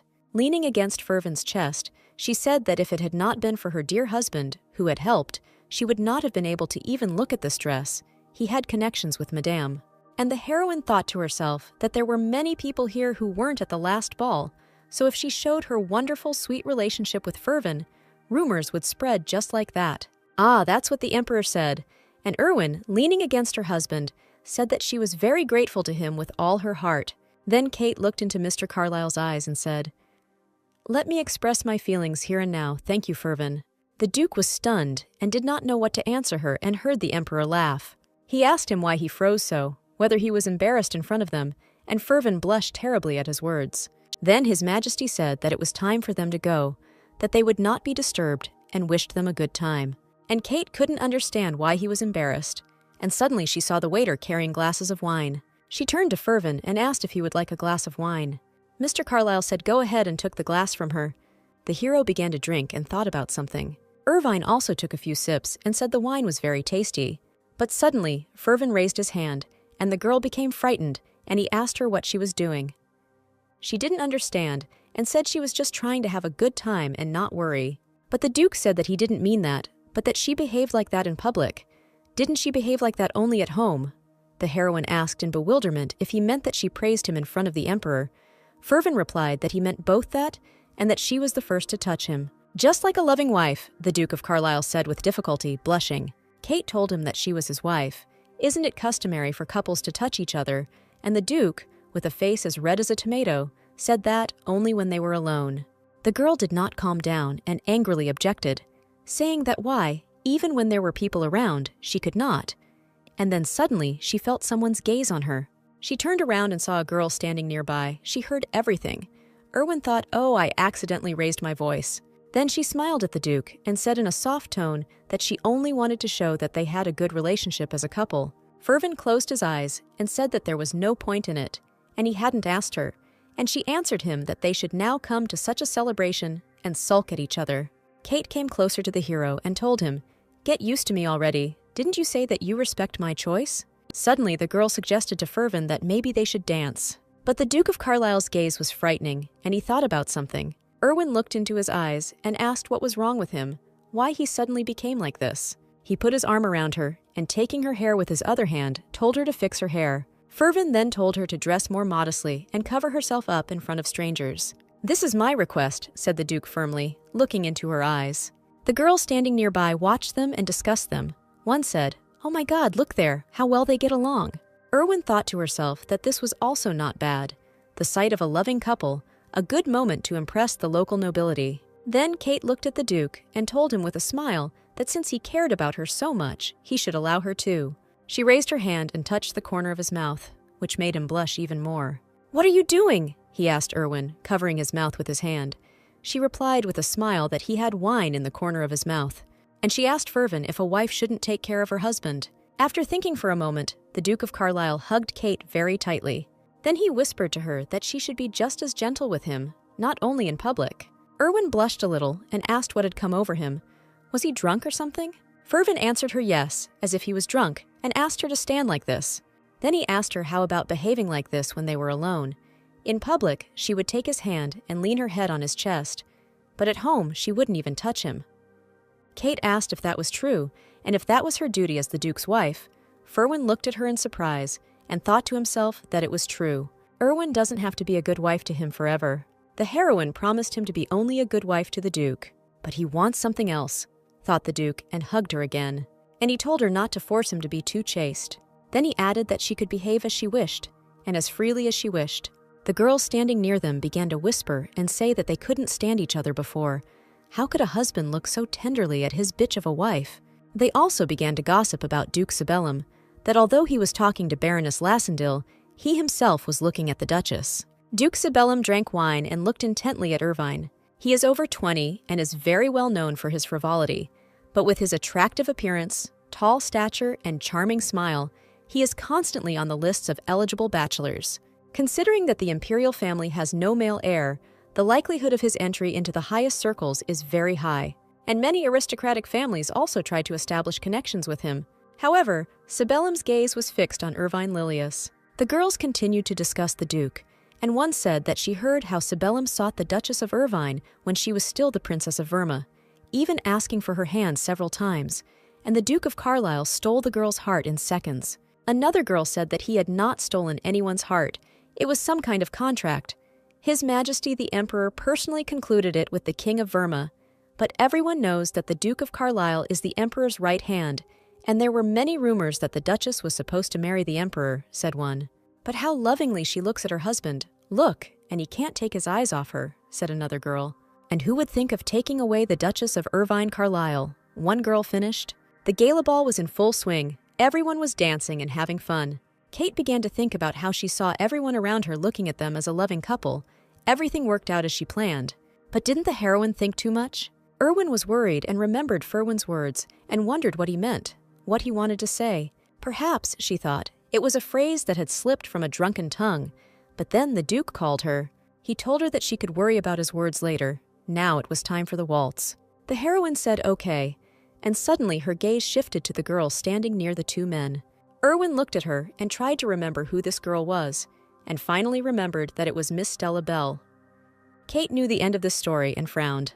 Then she turned to Fervin and asked him if he had been close to Miss Bell as a child, and she told him that there she was standing. Maybe he would please her with an invitation to dance. Don't be afraid. I'm not one of those who gets jealous of childhood friends, Erwin said. He asked her if this meant that she was going to waltz with someone else. She replied that if she had the chance, she would dance. It was customary to dance freely at balls, and told him not to pay attention to her. But the Duke pulled her towards him sharply and stood in a waltz pose, and said that this meant he would dance only with her. The musicians began to play a wonderful melody. Fervin placed his hand on Kate's shoulder, and they began to dance the waltz. Everyone around stood and looked at them with admiration.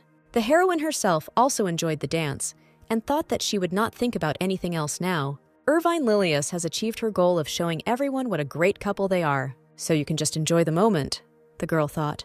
Fervin looked at her sternly and told her to look him in the eye, and they continued to dance, but the heroine now did not take her eyes off him. After the dance, Kate sat down to rest on the sofa and watched others dance and have fun. She thought with a smile that she still liked dancing. It was good that she learned it. Erwin was drinking wine, and Ferwin came up to her, telling her that she danced well for her first time. The heroine thanked him and asked why he had been standing there all this time. The Duke wanted to say something about the next melody, when suddenly a servant interrupted them. The servant came and said that the Duke of Carlisle wished to see His Majesty. The Duke asked right away. He answered yes. There was something urgent that he must tell him. Fervin turned to his companion and took her hand, and he told her to promise him that the lips of other men would not touch her wrist. The girl asked him again in surprise. Kate said that when asked to dance, a man kisses the girl's hand. So wait for me, she said. He said with disgust that all men are hungry wolves. Erwin said that since he was a wolf too, he shouldn't be near her. Fervin snorted and said he was just worried about her. That's why I ask you, he said, looking into her eyes. She only looked at him in surprise, but did not answer him. The ball continued. Everyone was having fun and dancing. Kate sat alone on the couch and watched the others. The heroine noticed that the Marquise Celestine and Stella Bell were often invited to dance. The truth is that the popularity of an aristocrat is determined by how often he or she is asked to dance. But why doesn't anyone invite me? Erwin thought. Of course, everyone in this room saw how well she gets along with her husband. But still, and she sat there pouting, wondering if anyone would ever ask her to dance. Two boys ran up to the Duke of Carlisle and asked him to stop. One of the guys said he was sorry, but could he ask his wife for just one dance? Fervin turned to him and said with a smile, "Of course," and said, "Isn't it customary at balls to dance with anyone?" and added that they should tell the others so. The guys were very happy, and the first one thanked the Duke, and the second guy said that it meant that he could dance with her too. "Of course, if you want my family to become your enemy forever," said Fervin, but with an angry face. And Erwin sat alone and thought that Ferwin was the Emperor's right hand. He could be busy. and she understood why he could be pulled out in the middle of the ball. The heroine understood all this, but why had she been hanging around here alone for 30 minutes already? And Stella Belle's friends seemed to be avoiding her, and when the Marquise Celestin heads towards her, the girls immediately pull her aside. Are they making fun of me? Erwin thought. Suddenly, someone approached her, and she brushed away her thoughts, and thought that Fervin had come to see her. Unfortunately, it was not Fervin who said the male voice, and the heroine raised her head and saw him.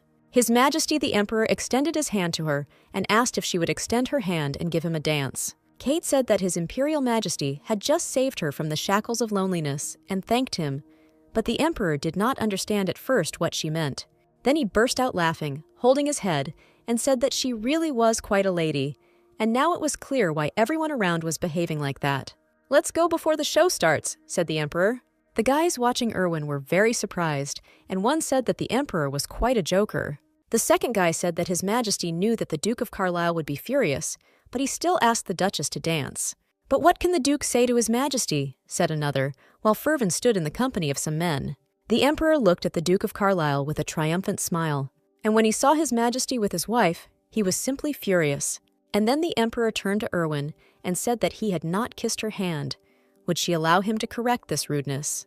The heroine said no, it was her rudeness. She did not extend her hand to him first.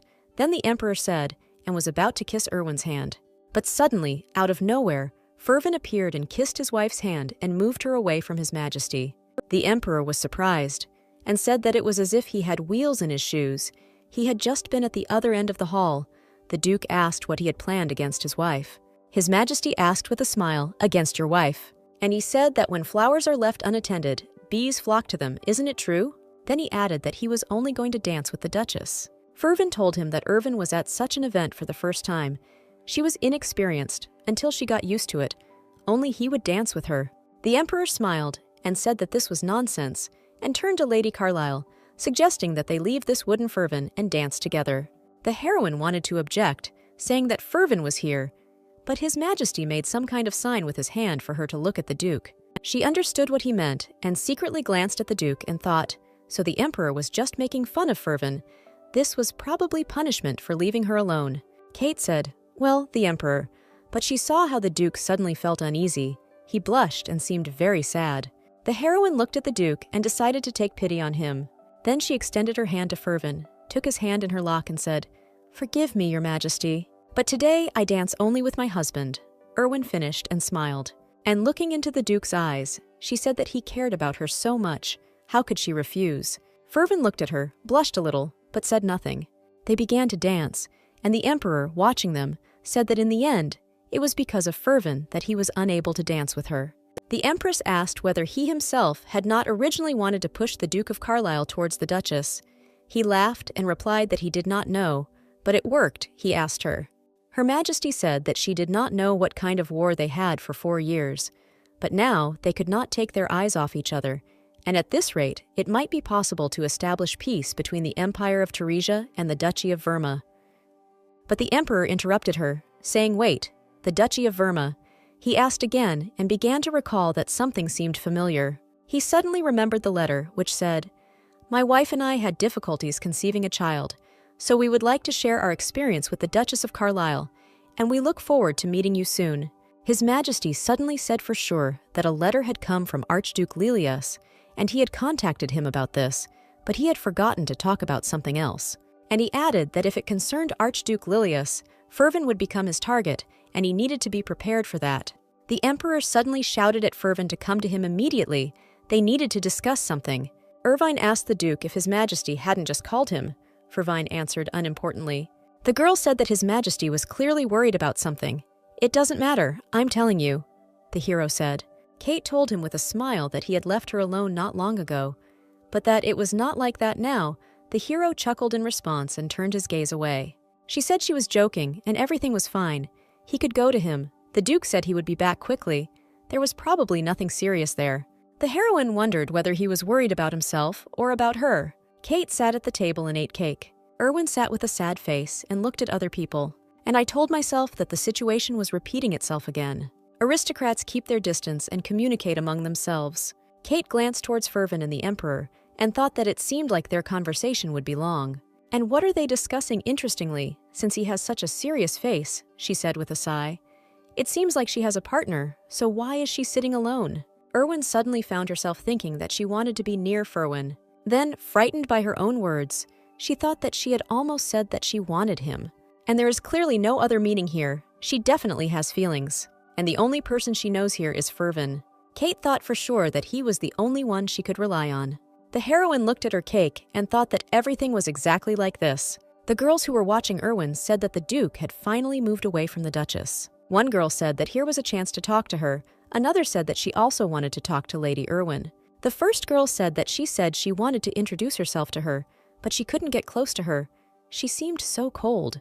And she added that she was so afraid of behaving like a fool in front of the Duchess. Her beauty was simply blinding. The second one answered her that she was also beautiful, so she wouldn't blame herself. It's not they who are ugly, it's just that the Duchess of Carlisle is insanely beautiful. While they were talking among themselves, the Duchess of Carlisle suddenly disappeared somewhere. "We missed such a chance. Maybe we should have come up to her ourselves," the first girl said with annoyance.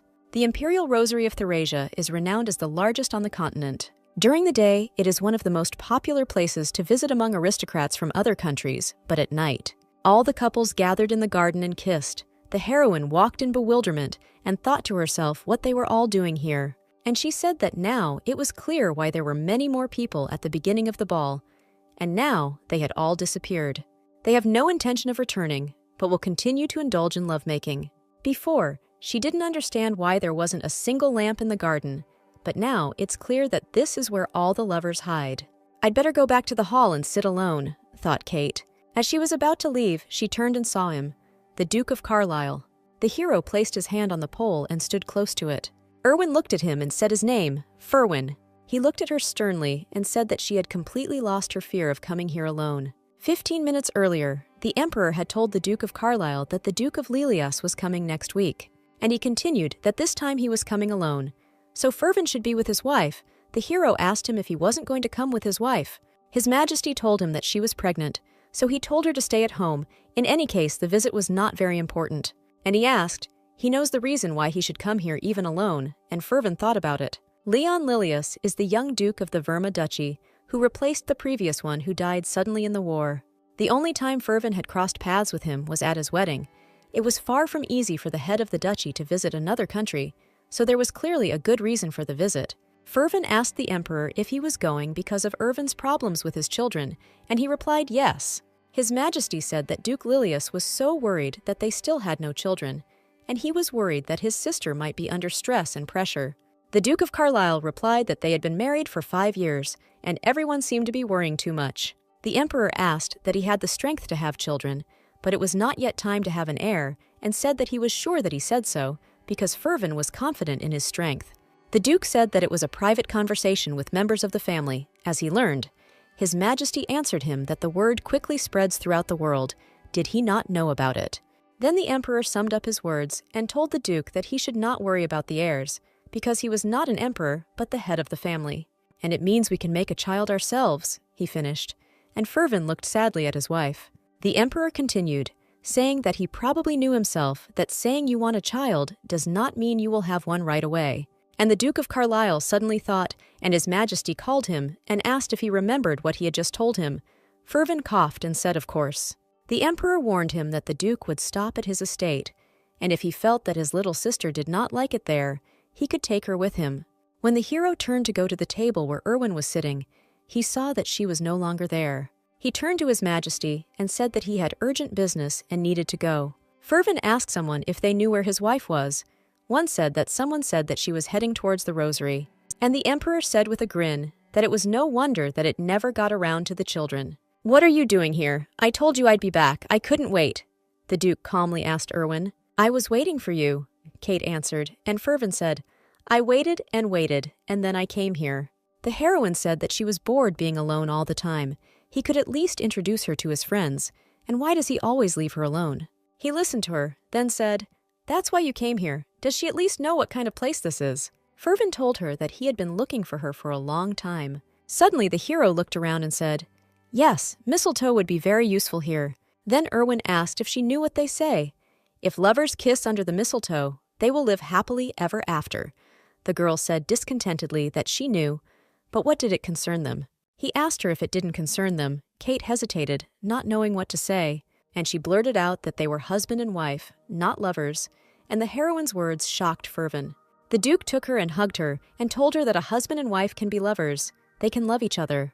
The girl asked if they loved each other. He answered yes. And he added that at least he is accurate. Is it the air that intoxicates them, or are they themselves intoxicated by the air around them? And why was he acting like this, Kate thought. He said not to disturb his heart.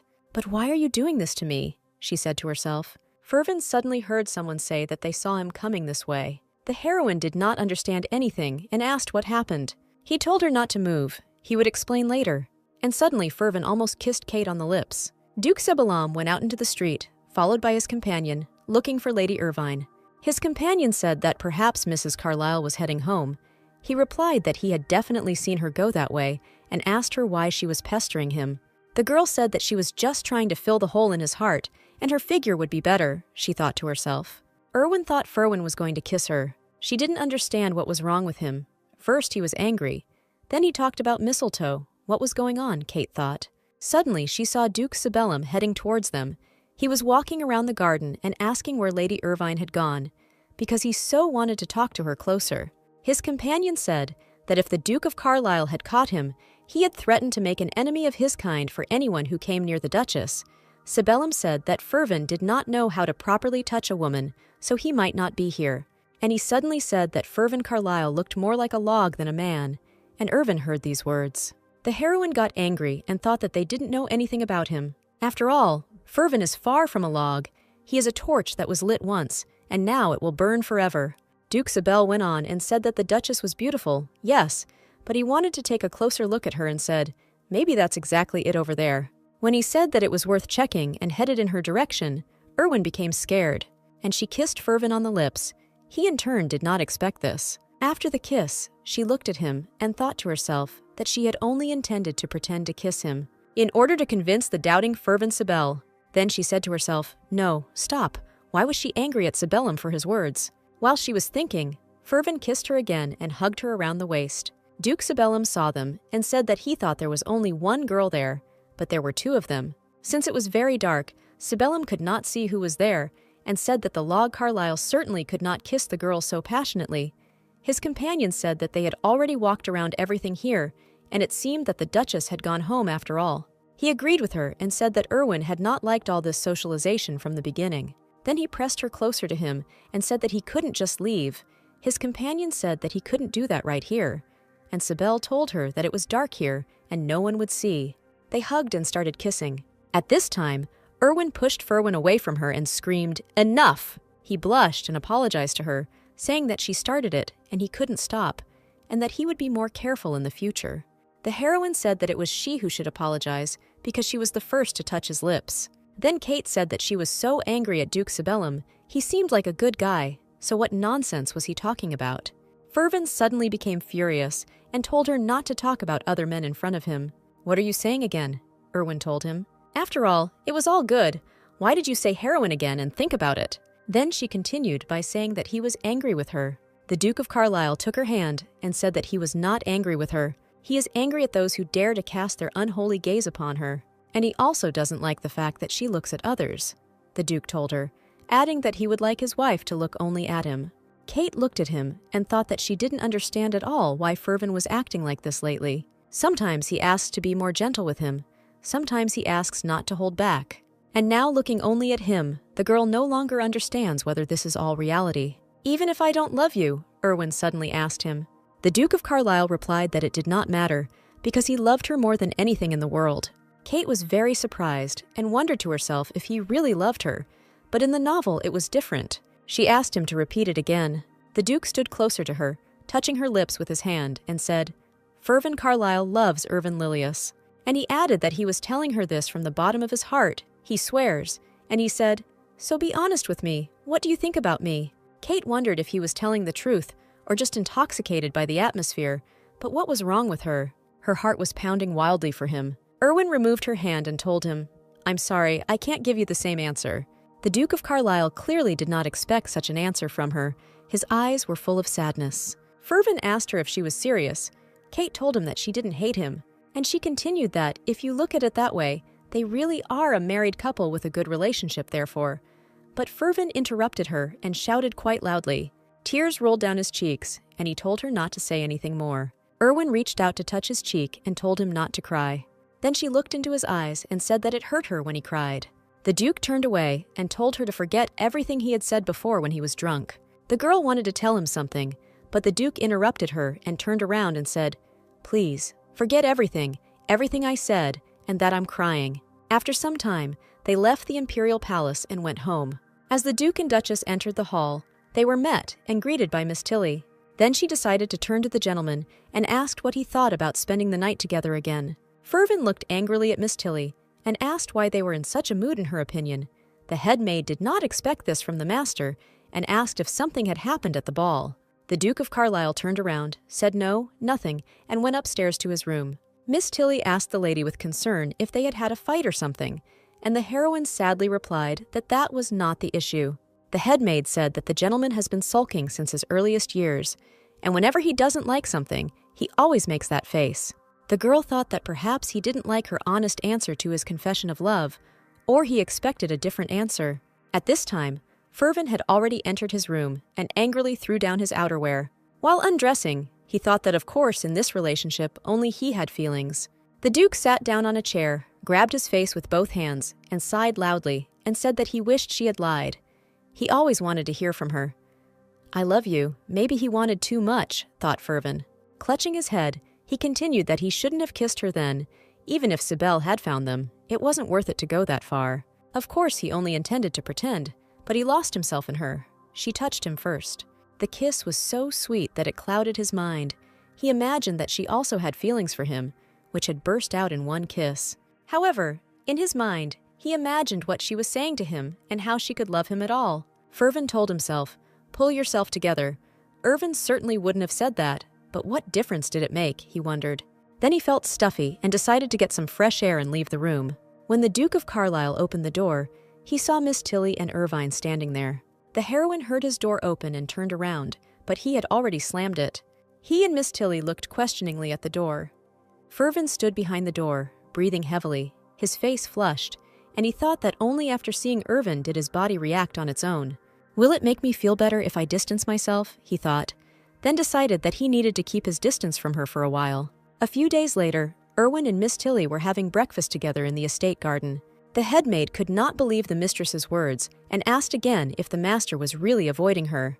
Kate said that recently he had been leaving early at dawn and returning only after she went to bed.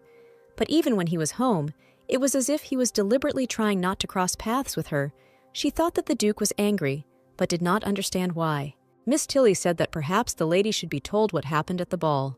The heroine told her everything that happened at the ball, how they arrived and how they left. The maid suddenly asked the lady if she really didn't understand why the gentleman was angry. Kate looked at her in surprise and said no, and asked, she was his nanny after all. So was he always so hot-tempered? Miss Tilly assured her that no, although he was harsh and silent, he was very polite and kind. He was a man who brought an orphaned kitten into his bed. Irwin lowered her head and said that now she did not understand at all why he was angry only at her. The servants and maids saw off the Duke of Carlisle, but suddenly Fervin spoke, and without turning around, said that a friend had complained to him, that he kissed a girl and she rejected him, and he continued his confession of love. Miss Tilly and Marianne listened to him with joy, guessing who the gentleman was talking about, and he continued that although it did not concern him at all, he was simply interested in what it meant. The head maid said they had finally kissed, and they knew the atmosphere at balls was conducive to this, and asked if the gentleman was going to kiss her again. The Duke blushed and said that it was not he, but his friend. The friend told, and most importantly, that after the kiss he was rejected. The maids and Miss Tilly were simply touched by his answer, and Alfred stood behind and thought. Then Alfred said that maybe he did it against her will. Everyone looked at Alfred in horror, and he added that it was definitely the guy's fault. If he had kissed her correctly, then she would not have had a chance to refuse him. The Duke of Carlisle sighed, and clutching his head, told him that that was not the matter, and the atmosphere was good, and everything was as it should be, and they refused his friend only after words of love. His assistant said that he probably just lost his breath during the kiss, and at that moment the maid hit him from behind. Miss Tilly came closer to Fervin and told him that just because he was rejected, it didn't mean the end of the world. He had to go ahead. The Duke answered her that he did not know, because it was not him, but a friend. The head maid interrupted him and said yes, they already understood that, so let him pass it on to his friend. And she added that it doesn't matter whether she hates him or not. Let him just try again. Opportunities don't come to those who don't try. Fervin thought for a moment, then frowned and said, "Okay, I'll tell him that." The next sunny morning arrived, and the Duke of Carlisle was in the Emperor's palace. Fervin sat and remembered Miss Tilly's words, how she had said that it didn't matter whether she hated him or not, just let him try again. And that opportunities don't come to those who don't try. At first, the Duke really wanted to try, but he thought about how to do it with Erwin. The Duke was thinking about giving her flowers, jewelry, or maybe just land, while the Emperor sat opposite and watched him closely. Fervin kept thinking about her, and told himself that they should just have dinner together first. They would eat, he would strike up a conversation and try again. He suddenly clenched his teeth, and thought that as soon as he thought about her, his heart immediately began to beat faster. Then he decided that he would have to ask her to wear less revealing clothes when they had dinner. But then the Emperor began calling him, and the Duke paid attention to him, and said that he was listening to him.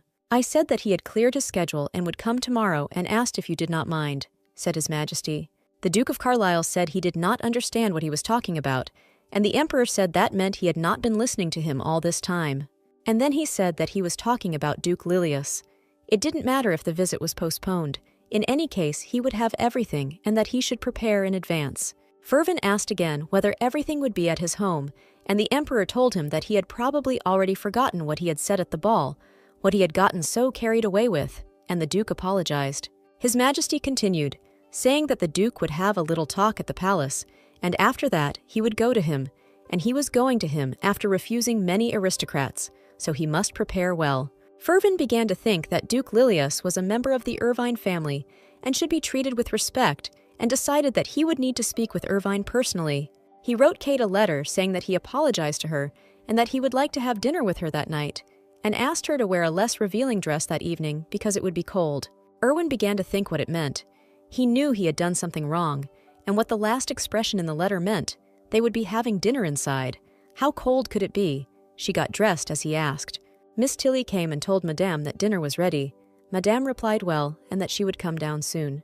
The head maid told the lady that there was a lot of hot food on the menu today. Was the dress she was wearing too warm? Kate looked at her dress and said that it was possible. Well, thought the heroine, they will have dinner inside.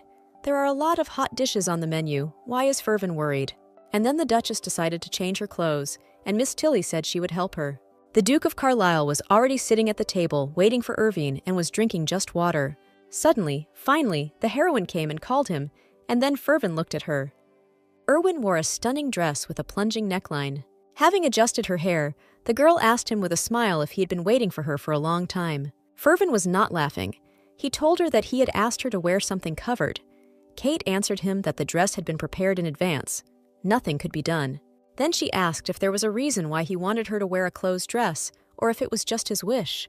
The Duke told her no, and then she told him that it would be too hot in a closed dress, so she did not put it on. She was always so hot. Fervin suddenly took a napkin and began to wipe his face.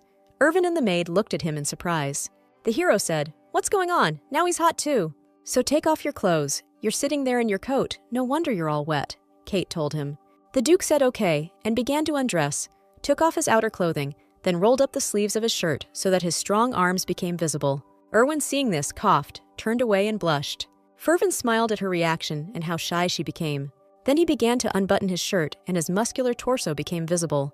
The heroine peeked at him furtively through her fingers. Alfred came up and told the gentleman that maybe he could change into lighter clothes. Then suddenly the maid grabbed him and whispered to Alfred whether he had already forgotten what Madame Tilly had said. But he did not remember, and the maid apologized to them and led Alfred away. Erwin finally sat down at the table and told the Duke that if he was so hot, he should take everything off already. "Your reaction is interesting. Maybe you don't like my body," asked the Duke of Carlisle. Kate asked what kind of personal questions he was asking. The Duke replied that he was her husband. Didn't he deserve an answer to such questions? She asked him why she needed to tell him about her tastes. The Duke replied that he wanted to please her. Erwin told him that he had been acting strange lately, and the hero, surprised, asked her what she meant. The heroine told him that it wasn't that he was avoiding her, but his actions. It was all very awkward, and asked if everything could just be like before. Fervin sighed and asked how it was before. She replied that he respected her and she him, a quiet and calm relationship. Kate said that everything was so good before the ball. He told her no, it won't be possible to return to the past. The Duke poured wine and said that she had already changed, and he had changed too. The heroine took the bottle of wine from him and said that he was already addicted to alcohol. Then she said that tomorrow Duke Lilius, her brother Leon, would be here, and asked if he wanted to breathe fumes on them, and suddenly he extended his hand. Having removed the bottle of wine, the hero hugged the girl from behind, and looking into her eyes said, "You know what? We must appear as a good couple in front of Duke Lilius." And he added that they should even show that if they are so close to each other, there is no awkwardness between them. He began to explain to her that their marriage was not a personal matter, but a question of peace between the two parties, and Duke Lilius had refused other aristocrats a general visit to us, which meant that he would monitor how they behaved and what their personal lives were like. It suddenly dawned on the heroine what it meant. Was he simply worried that with Duke Lilius they would have to be even closer, and was he moving away because he felt awkward with her? Now everything is understandable, thought Kate. The fact that Fervin began to behave strangely after the ball can be explained by the news of the Duke's arrival. Yes, he was just worried then, and didn't mean anything like that. They are just an agreement between two countries, and in the original novel, Fervin doesn't like Irvin. The heroine smiled at the Duke of Carlisle and said that she was ready and everything would be fine. She would cooperate, so he would not have to worry. Fervin asked her again about cooperation and clarified about other points too. She asked what points he was talking about. The Duke said he was talking about unity. The adults in the family were predicting that there would soon be a good day for conception.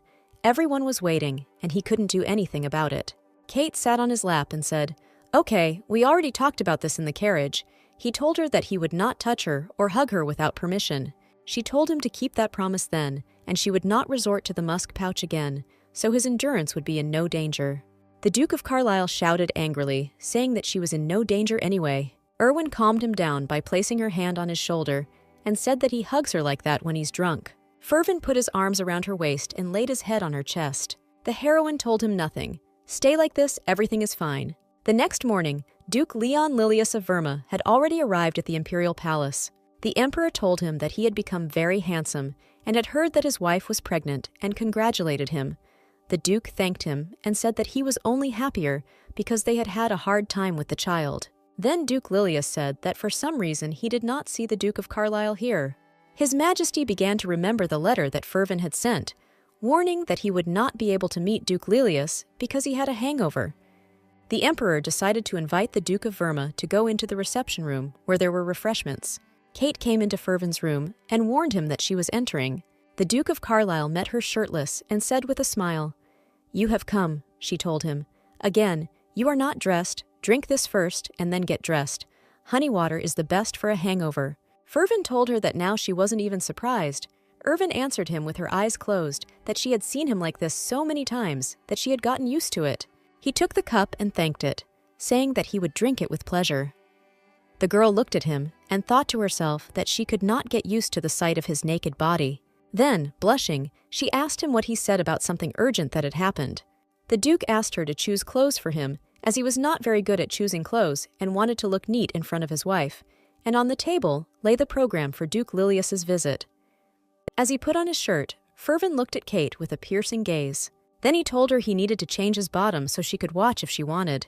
Erwin blushed terribly and screamed, "No, I don't want to," and she covered her face with her hands, and Fervin only smiled, seeing how shy she was. The heroine asked him if he was dressed. The Duke answered yes, and she, covering her eyes with her hand, told him that he was lying and to button up. The Duke of Carlisle came up to her and took her hand. Then taking her hand and placing it on his chest, Erwin looked straight into his eyes. Fervin told her that Duke Lilius was her older brother, so he wanted to present them in the best light. Then he asked her if she wanted the same thing. The girl answered, of course. He said, "Let's try then," and took her hand in his lock, and Erwin said, "Let us be together as diligent husband and wife." Dressed and ready for the meeting, the Duke and Duchess of Carlisle went downstairs.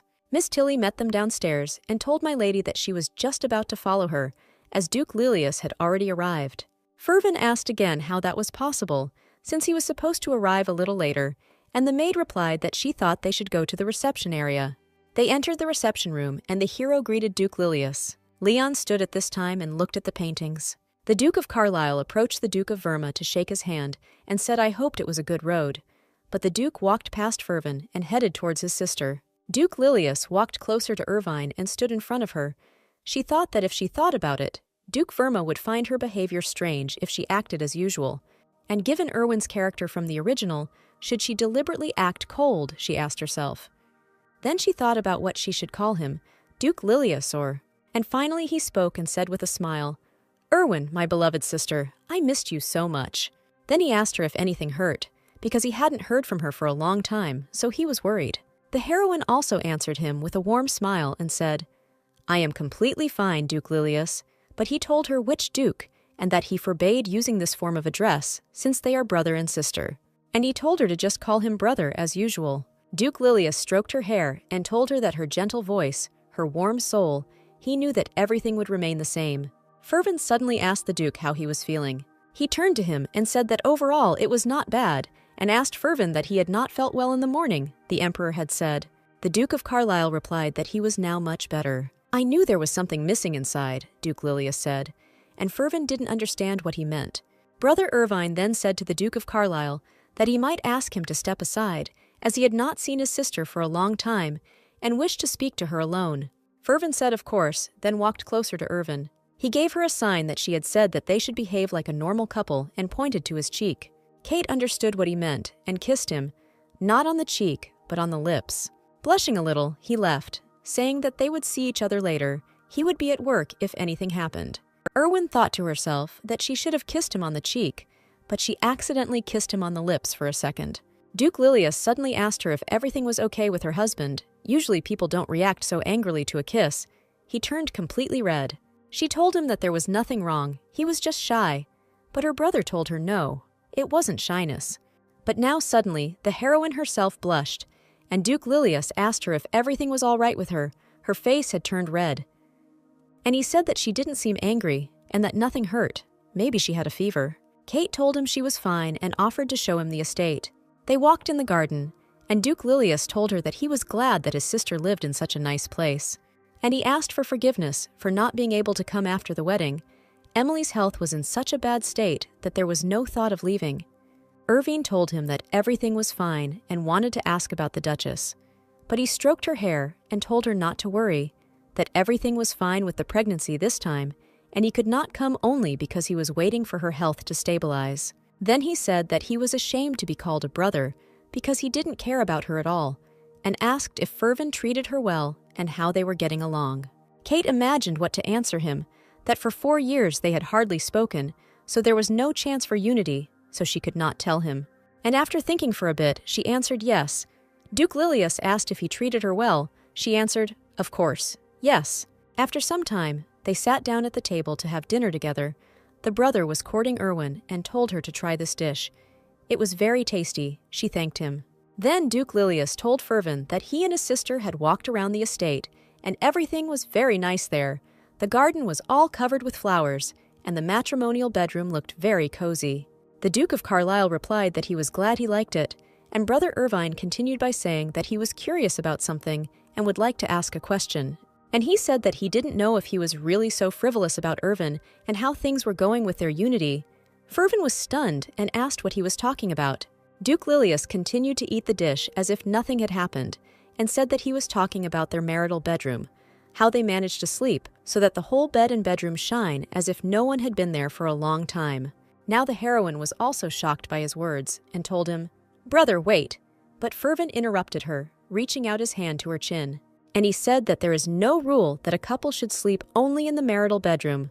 Duke Lilius became angry and asked again that he did not quite understand what he meant. "That's what I mean," Fervin replied. "Spouses can sleep in other places besides the bedroom." The maids began to whisper about what it meant, and it was in the cottage. And then it turns out there was blood on the blanket. "No, it can't be," said another maid. Fervin suddenly asked Kate if she remembered that time in the cottage. She came there first and waited for him, and it was his best night. They spent it all alone. Kate thought, so this is how he is going to show their personal life. Well, okay, she thought, but why talk about bed right away? My brother asked her if it was true. She replied that it was true, Sometimes you want to try new places. Duke Lilius asked if it was really worth going so far to the cottage. The girl answered him that they liked it there. Brother Erwin then turned to Ferwin and asked if it was true, and Ferwin in turn tapped his fingers on the table. The Duke of Carlisle took his wife's hand, kissed it, and said he was glad she liked it. After some time, the heroine was already feeling sleepy and began to yawn. Duke Lilius told his sister that he gets sleepy too quickly after drinking. Then he told her to go to bed, and that he and Fervin would chat a little longer. She wished them good night, and the Duke of Carlisle kissed her and said, "Sleep sweetly, Irvine." Well, that's what the heroine thought after the kiss, and all the sleep disappeared as if by magic. They sat down on the chairs, and Duke Lilius asked Fervin if he was still drunk. He answered, "Of course not." The Duke of Carlisle told him that it seemed as if they had only seen each other on the battlefield yesterday, and he was glad to meet in such a setting. Brother Erwin replied that he was also glad, although their relationship was not the most comfortable. How suddenly it got colder, thought the protagonist, this look that Duke Lilius did not show in the presence of Erwin. But Fervin had seen him before on the battlefield, and Archduke Lilius was not really the worst man. It was he who convinced the father, who had never previously acknowledged illegitimate children, to accept Erwin and give her the surname Lilius. And Verma's provocation was the restoration of relations between the two countries, previously damaged by the Duke's attack. A year after the wedding, Irvine, Duke Lilius's father, died, and Leon became Archduke and ruler of Verma. The empire is certainly helping a previously defeated country, but this shows that he is quite capable of managing the situation. Brother Erwin also sat, looking at the Duke and thinking that Ferwin was the husband of his beloved younger sister. It is clear that he is much better than the one that Erwin threatened, but Ferwin still always saw this marriage as only a way to improve relations between the two countries. Of course, it's not so bad if Erwin is happy, he thought. In Verma, Erwin is the Duke's daughter who suddenly appeared. Everyone hid the fact that she was an illegitimate child, but rumors about it spread throughout the empire. When Irvine, who had previously worked as a maid at the tavern, suddenly became the Princess of Verma, people went wild, throwing insults and saying that she would forever remain an illegitimate child. The reason Erwin married Ferwin was simple. She knew she would not achieve a peaceful and happy life in her homeland. Fervin accepted the fact of Erwin's illegitimacy even before the wedding, because in the Empire of Teresia it is much easier. Besides, Leon thought, as soon as the heir was born, one of them would become the rightful heir of the Carlisle family. Duke Lilius suddenly asked what Erwin had not shown him the cottage. Was it their secret place as a couple? Ferwin replied that it was. Leon continued and said that it didn't work in the bedroom, so they tried in the cottage and asked the Duke to listen to him carefully, but without taking offense. Fervin suddenly asked him what he was talking about, that it hadn't worked out, and he replied that, to tell the truth, he suspected that he had no ability in this matter.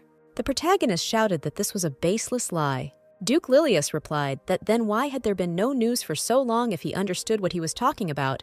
Fervin did not know what to answer him, and Brother Erwin went on to say that it was all right. He had heard and knew how diligently Erwin was brought up, how one could maintain one's spirits, control one's temper, and have children if one was always angry. Then he added that he and his wife could not have children for a long time, simply because they were not ready to be parents, even when everything seemed to be going well. There was a miscarriage. But after they were told one secret of conception, his wife was able to get pregnant. Fervin wanted to say something, but Duke Lilius did not give him a chance to speak, and continued saying that he only wanted Erwin to be able to calmly and happily become pregnant with a healthy baby, and if they wanted it, then he was the one who should make the effort. Leon reminded him that he was the 6th generation of his kind, and knew the responsibility that was placed upon him, and, judging by Erwin's stories, many elders were indeed wise, but not particularly useful in teaching.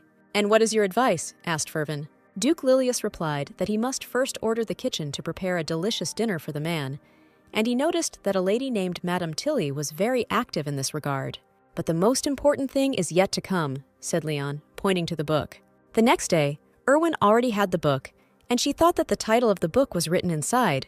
"Isn't it an adult novel?" Fervin told her that it had been recommended by someone she knew, so she should read it and tell him what she thought. The girl read and wondered who this familiar person was. When the heroine was reading the book, Marianne suddenly came to her and called the lady, who got scared. Kate asked what was wrong. What happened? The maid replied that the elders had arrived and were waiting for her. Marianne suddenly decided to ask the lady if she was feeling well, because her face was bright red. The heroine did not know what to answer her. And the maid continued, saying that they say there is a virus going around lately. If she is not feeling well, maybe she would take a rest. But Kate assured her that everything is fine. She will come down now. Meanwhile, Fervin and the Emperor were hunting and noticed 2 deer. The Duke of Carlisle fired but missed the deer. The Emperor told him what was wrong with him. The angel archer Fervin Carlisle had missed. He replied that he would try again. He took aim again and thought to himself that it was all because of Duke Lilius. After reading this book, he couldn't stop thinking about it. And he read it, imagining Erwin as the main character. His Majesty placed his hand on his shoulder and told him that it seemed his mind was not there. And he added that it seemed that Duke Lilius was very much worried about his lack of proper skills, because he had told him that he would make a real man out of him. And what was the secret, he asked. He would not tell him. No, there's nothing like that, Fervin replied. And the Emperor said with a smile that they had to be careful with that. A servant came up to them and, asking for forgiveness, called Fervin. The servant greeted His Majesty the Emperor and the Duke of Carlisle and said that he had a letter for the Duke. Fervin opened the letter, read it, then told the Emperor that it seemed he would not be able to attend the dinner party in honor of Duke Celestine and asked for forgiveness. His Majesty did not understand and asked why, since Duke Lilius would also be there. Why wouldn't he go? The Duke handed him a letter, which read, "We have learned the date for the night of union. We are waiting for you, Emperor." Having read this, he said that since this was the case, he did not dare to detain him any longer. Meanwhile, at the estate, Erwin had already announced that today was the night of unity. One of the elders said that the astrologer had specially calculated the best day for conception and was paid a very large reward. The second added, telling her that it was a day of blessing. The girl was a little taken aback and said that it was all so sudden, which meant that she read it on April 30th. The elders answered her yes. That's right, today. The Duke and Duchess's bedroom had already been prepared, candles had been lit, and rose petals had been scattered. Erwin sat on the couch and was very worried. She told herself that eventually it would happen. An hour earlier, the maids were preparing the mistress for the night. One of the maids said that she heard that it was an auspicious sign to learn about the night of union from an experienced astrologer. The second said that they would finally hear a child crying in the estate. The heroine asked Miss Tilly if it was really possible to spend this night while her brother was in the estate. The head maid replied that Duke Lilius had received an invitation from the Marquis of Celestine and was going to visit him for the night. Miss Tilly laughed and said that he explained everything to her delicately and left. A smart guy. Kate thought okay, she needed to get ready. She and Fervin had made a promise to each other. There was no need to worry. Marianne went to the lady and said that the dress was ready.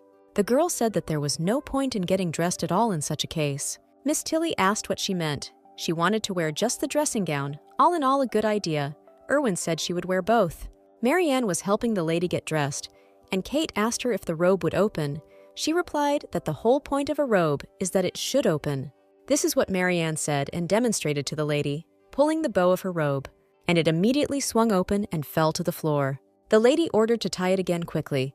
The maid replied that since she now knew, she should not forget to use it. But then she added that it would be better for the gentleman to know about this detail. And Erwin thought to herself that it was impossible to make him untie himself. Ferwin, of course, would not touch her. And suddenly, Miss Tilly announced that Mr. Fervin had already arrived. The heroine was already in the bedroom and was sitting on the sofa waiting for the Duke of Carlisle. Fervin came in and told her, "I'm sorry, they kept me waiting with all the preparations." The Duke sat down closer to her on the sofa and looked straight into her eyes. Then he took out the wine and began to pour it into the glass. Kate looked at the wine, blushed, and covered her face with her hands. Fervin took a glass of wine and said that tonight was the second night they would spend alone, and he asked if she remembered how they got drunk on wine and lost their minds, and why it all happened that way. Erwin asked him why he drank on the first night. The Duke replied that she had repelled him with all her being, and that it was hard to bear it sober. He then added that both he and she had changed since then, so he would like to spend their first night again. And raising his glass, Fervin said, "Let us drink to this wonderful night, Erwin." The girl also raised her glass, and they clinked them. Erwin began to drink wine, and the hero watched her with adoration. Then he told her that she was so sweet. She replied that he spoke as if he was already drunk, and she added that his clothes were already falling off. "Have you noticed?" the Duke asked her. She blushed, but without answering, she thought how could she not notice. Suddenly, Fervin touched his fingers to her lips and said that he was doing everything possible to seduce her. Then he said that the novel he asked her to read, as he was told, could help the couple in their relationship. She thought to herself, so that's why she found it strange that he just gave her this book, and all this for the sake of seducing her. Fervin told her that the decision was of course hers. If she didn't want to, he didn't even think of forcing her to do anything. And moving closer to her lips, he told her to decide whether to approach him or not. Erwin suddenly stood up and turned away, saying, "No, that's enough. I can't take it anymore." The Duke asked if it was true that she didn't want to, and asked her not to leave. He needed her. Kate thought that she couldn't ignore the original's power. Ferwin would end up with Stella, so she shouldn't agree and hurt him. After all, the novel is called Fervin and Stella, and she is only a few pages into their story. Fervin, by the will of fate, will be happy with Stella, and she must simply survive and live on peacefully. In such an outcome, everyone should be happy, she thought. But why did her soul break at the very thought of it? Then Erwin suddenly told the Duke that theirs was a fictitious marriage, and he had married her only for the sake of diplomatic peace between the two countries. Fervin asked her if she really thought so. Kate sat on the bed, closed her eyes, and told him not to look at her like he was about to cry. He asked her if she had heard what they said, that the Carlyle couple not only did not want children, but could not have them, and in particular blamed him, as if he had shriveled up like a tree branch. Erwin told him not to be fooled by people who say they don't know their situation. It's their business. The Duke took her hand and said, "It's true. They know their family situation better than anyone. But does she know how much he worries and how much he desires her? He said that of course if she doesn't want to, then nothing will happen. They will just go to their rooms and forget about everything. But you want me too," said the Duke of Carlisle, taking her hand and placing it on his chest. She didn't answer, and then he asked her, "I'm not attracted to you," the girl objected, saying that's not the point. Fervin told her not to make him out to be a dumb idiot, but suddenly she hugged him around the neck and kissed him. Fervin Carlyle was wounded in the heart by Erwin and closed himself off. He will not forget the cold look she gave him on the day of their first meeting. But the Duke began to change, gradually, day by day, for her sake. While Irvine Lilius was thinking about all this, she missed just one detail, that the heroine herself changed along with him. Erwin sat on his lap and said that she really wanted him. The Duke looked into her eyes, and a moment later threw her onto the bed and lay down on her. And after Fervin told her so quickly, "I am all yours." Early in the morning, the girl woke up and began to do pull-ups while lying in bed. Then she opened her eyes, and when she moved, her whole body ached. She groaned. Suddenly, turning around, a naked Fervin Carlyle embraced her. She looked at him and blushed, thinking that who would have thought that such a serious man could be so passionate at night. But suddenly, he took her hand in a lock. She was surprised, then wondered if he was really asleep. Fervin smiled and said that he woke up from the kiss of fingers. He began to hug and squeeze her. The girl asked him to let her go because he needed to run errands, and she also needed to get up. Fervin replied that Alfred had not arrived yet. But suddenly, out of nowhere, Alfred appeared and told the gentleman that it was time to get up. Even if he got up and got ready now, he would already be at least 10 minutes late for the palace. Irvine and the Duke looked at the door in alarm, and there, behind the door, Miss Tilly called out to Alfred, reminding him that she had told him not to disturb them. Fervin got out of bed and said that it was impossible to be late, especially today. The heroine also stood up, but felt pain in her sides. The Duke was worried and asked what hurt her. She replied that someone had been following her all night and that she was tired. He asked her if everything was okay, if there were any scars, if he could give her a massage. The heroine replied that it wasn't necessary, Marianne could do it, but he had to go anyway. Fervin suddenly asked if he had become useless after that night. That was all that was required of him. He would be upset. "What are you saying when I thought so?" Kate objected.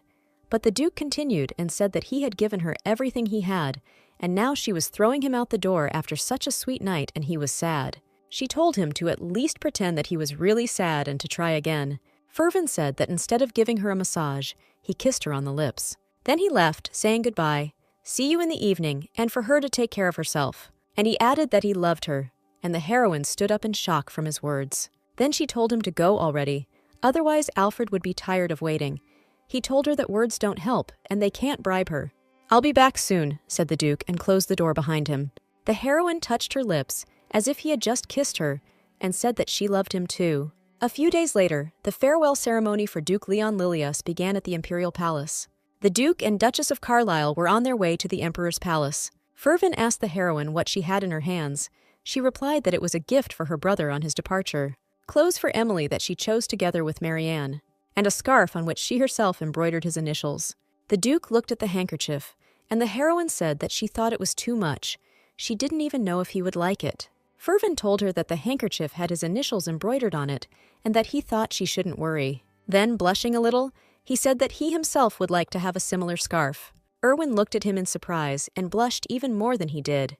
The servant informed them that they had already arrived at the palace. Fervin extended his hand to his wife, but Duke Lilius interrupted him and said, "Wait." Then he asked the Duke of Carlisle if he could at least accompany his sister today.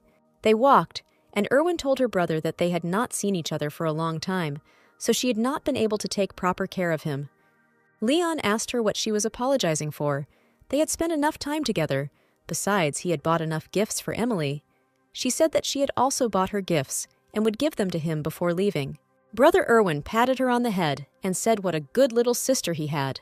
When they entered the hall, Fervin was already standing there drinking wine.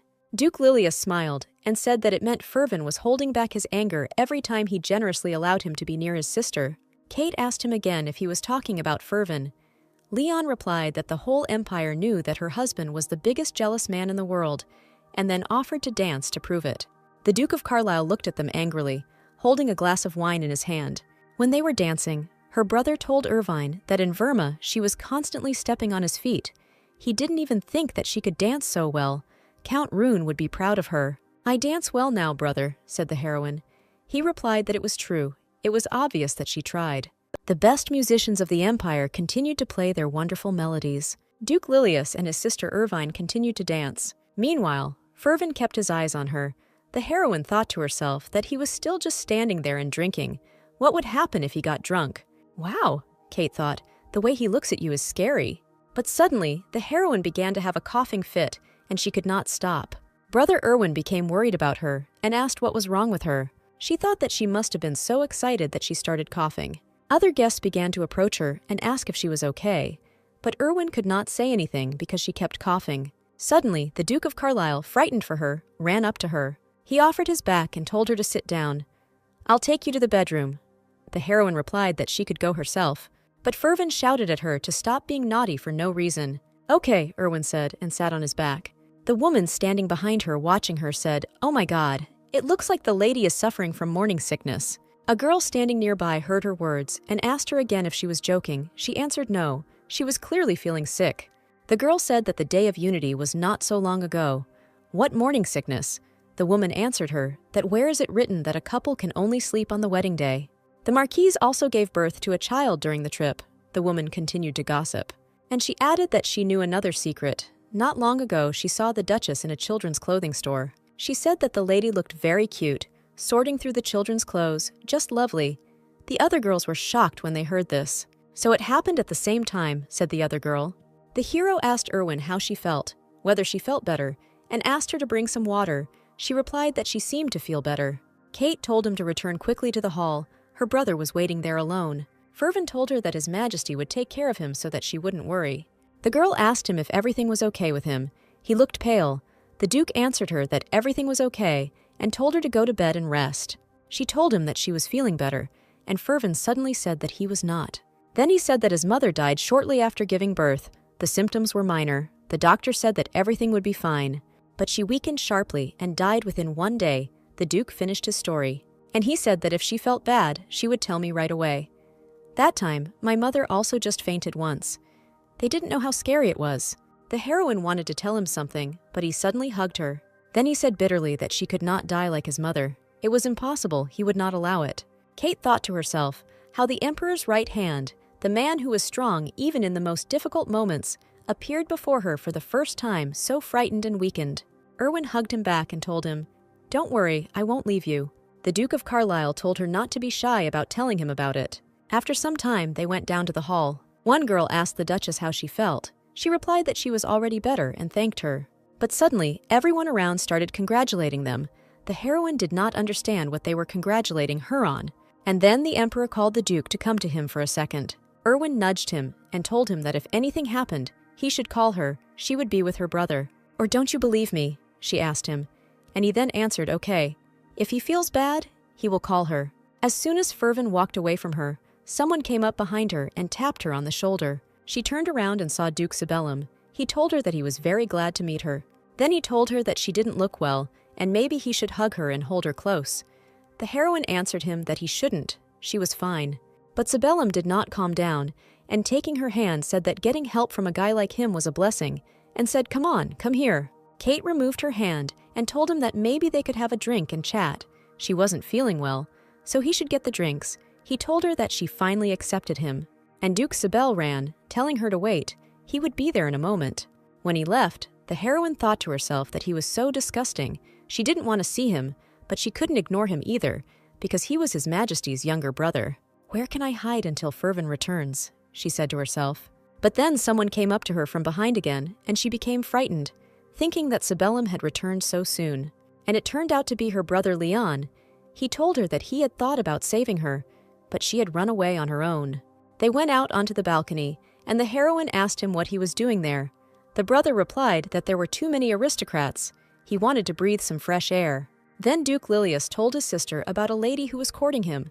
Although she said she was married, "How different people are," he said. The girl laughed in response and said the truth. And she said why Duke Cybellum was so clinging to her. Brother Erwin replied that this was only proof that he wanted power, not only in Teresia, but also in Verma.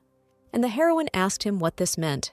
He said that the emperor had no son, so Cybellum was the next in line for the throne. Yes, Erwin thought correctly. In the original, the empress was unable to give birth to a son, and Cybele took the throne. And aren't the Carlisle family blood relatives of the imperial family? Kate began to think. Then she asked her brother if Ferwin would not be the heir. He replied that the Duke of Carlisle did not desire this position, and did not know whether his child would inherit the throne. And he said that if Emily gives birth to a girl and Erwin to a boy, then he will take the throne next. "That's why Cybele is waiting for your contract to end," Duke Lilius finished. Kate asked with concern if it said anything about ending a marriage after 5 years, or about divorce if there were no children. Leon answered her no, there was none. Because of the rumors about their bad relationship, he was only waiting for an opportunity. The heroine sighed with relief and said thank God. He stroked his sister's head and asked her what she was afraid of, that they would not have a child until then. Then he told her, "Don't worry, you just had your wedding night." Then he told her that the ball was already over and suggested that they go into the hall quietly. The ball was coming to an end, and before her brother left, Erwin handed him a handkerchief. He asked if it was true that she had embroidered it herself for him. Then he said that it was the first time he had received such a special gift, and thanked her. She blushed and said, "You were welcome." Duke Lilius turned to Fervin and told him to come quickly with Ervin to Verma, and said that if there was a girl, she would ask Ervin to be a godmother, and if a boy, then Fervin to be a godfather. The main character replied that if he sent an invitation, they would be happy to come. And suddenly, Leon told them to come to him when his little sister had already got her belly. Fervin and Ervin asked him again what he was saying. Duke Lilius said that he had already heard what they were saying. There was no point in hiding good news. And he asked Erwin if she was pregnant. The heroine was in shock. We flash forward to the next day. Kate was standing near the door to the reception area, eavesdropping on the conversation. After the ball, everyone started asking her if she was pregnant. Maybe it was time to make an announcement. The heroine's head is already splitting from these rumors. She already feels bad, and then this happens. The Carlisle clan gathered in the reception room, and one of the elders asked how much time had passed since the last news of the addition. Since they had spent the money, there was clearly a result. Fervin told them that jumping to conclusions could harm the lady, so even if the matter was urgent, it was better to visit a doctor first. One of them picked up, saying that he was right and offered his services, saying that he had a doctor, they could contact him, but the Duke said it was not worth it. He would bring Erwin himself. As soon as he left the reception area, Erwin grabbed his hand and led him away. She closed the door, and Fervin asked why she brought him here early in the morning, if she wanted something, a hug or a kiss. But Kate shouted at him and said, "Stop joking." The heroine asked what was going on, why all the elders were gathered, and why they were even talking about the doctor. He asked her if she had really heard everything. The Duke said that it seemed that rumors of her pregnancy had reached the elders. She asked him why he did not deny them. He replied that if she was pregnant, she would be fulfilling her role as a duchess well, meaning that people would talk about her better and her status in society would increase. The heroine denied it, saying that she was not pregnant and the doctor would certainly confirm it. Fervin said that after their hot night there was a chance, and that she shouldn't say anything in advance because they were a healthy young couple. Kate suddenly told him that these days had only just started for her. They went to the elders and told them that Erwin was not actually pregnant. The heroine felt awkward in front of them and said that they thought she was pregnant, so they came to visit her. Then she started crying and said that she was asking for forgiveness for what happened. Miss Tilly looked at her and thought, "Oh my God, the lady is crying." Fervin hugged his wife and said that everything was okay. They were young, there was still time. One of the elders said that maybe the lady could take the medicine that the doctor recommended. The Duke said not to put pressure on her. She was already upset. Then he said that he would discuss all this with his wife and left with her. When they had moved away, the Duke of Carlisle asked her if it was hard to force herself to shed tears. She told him, "Thank you for playing along. Otherwise, they would have probably forced us to spend another night of togetherness. But thanks to our words, they left without insisting on anything." And she added that she was glad that everything ended this way. It was hard because those around her seemed to have placed too many expectations on her. Fervin sadly asked her if she really didn't want children, and he asked her to tell him honestly that if the question of heirs made her feel uncomfortable, then he didn't want it either. "Or are you still disgusted by the idea of having a child from me?"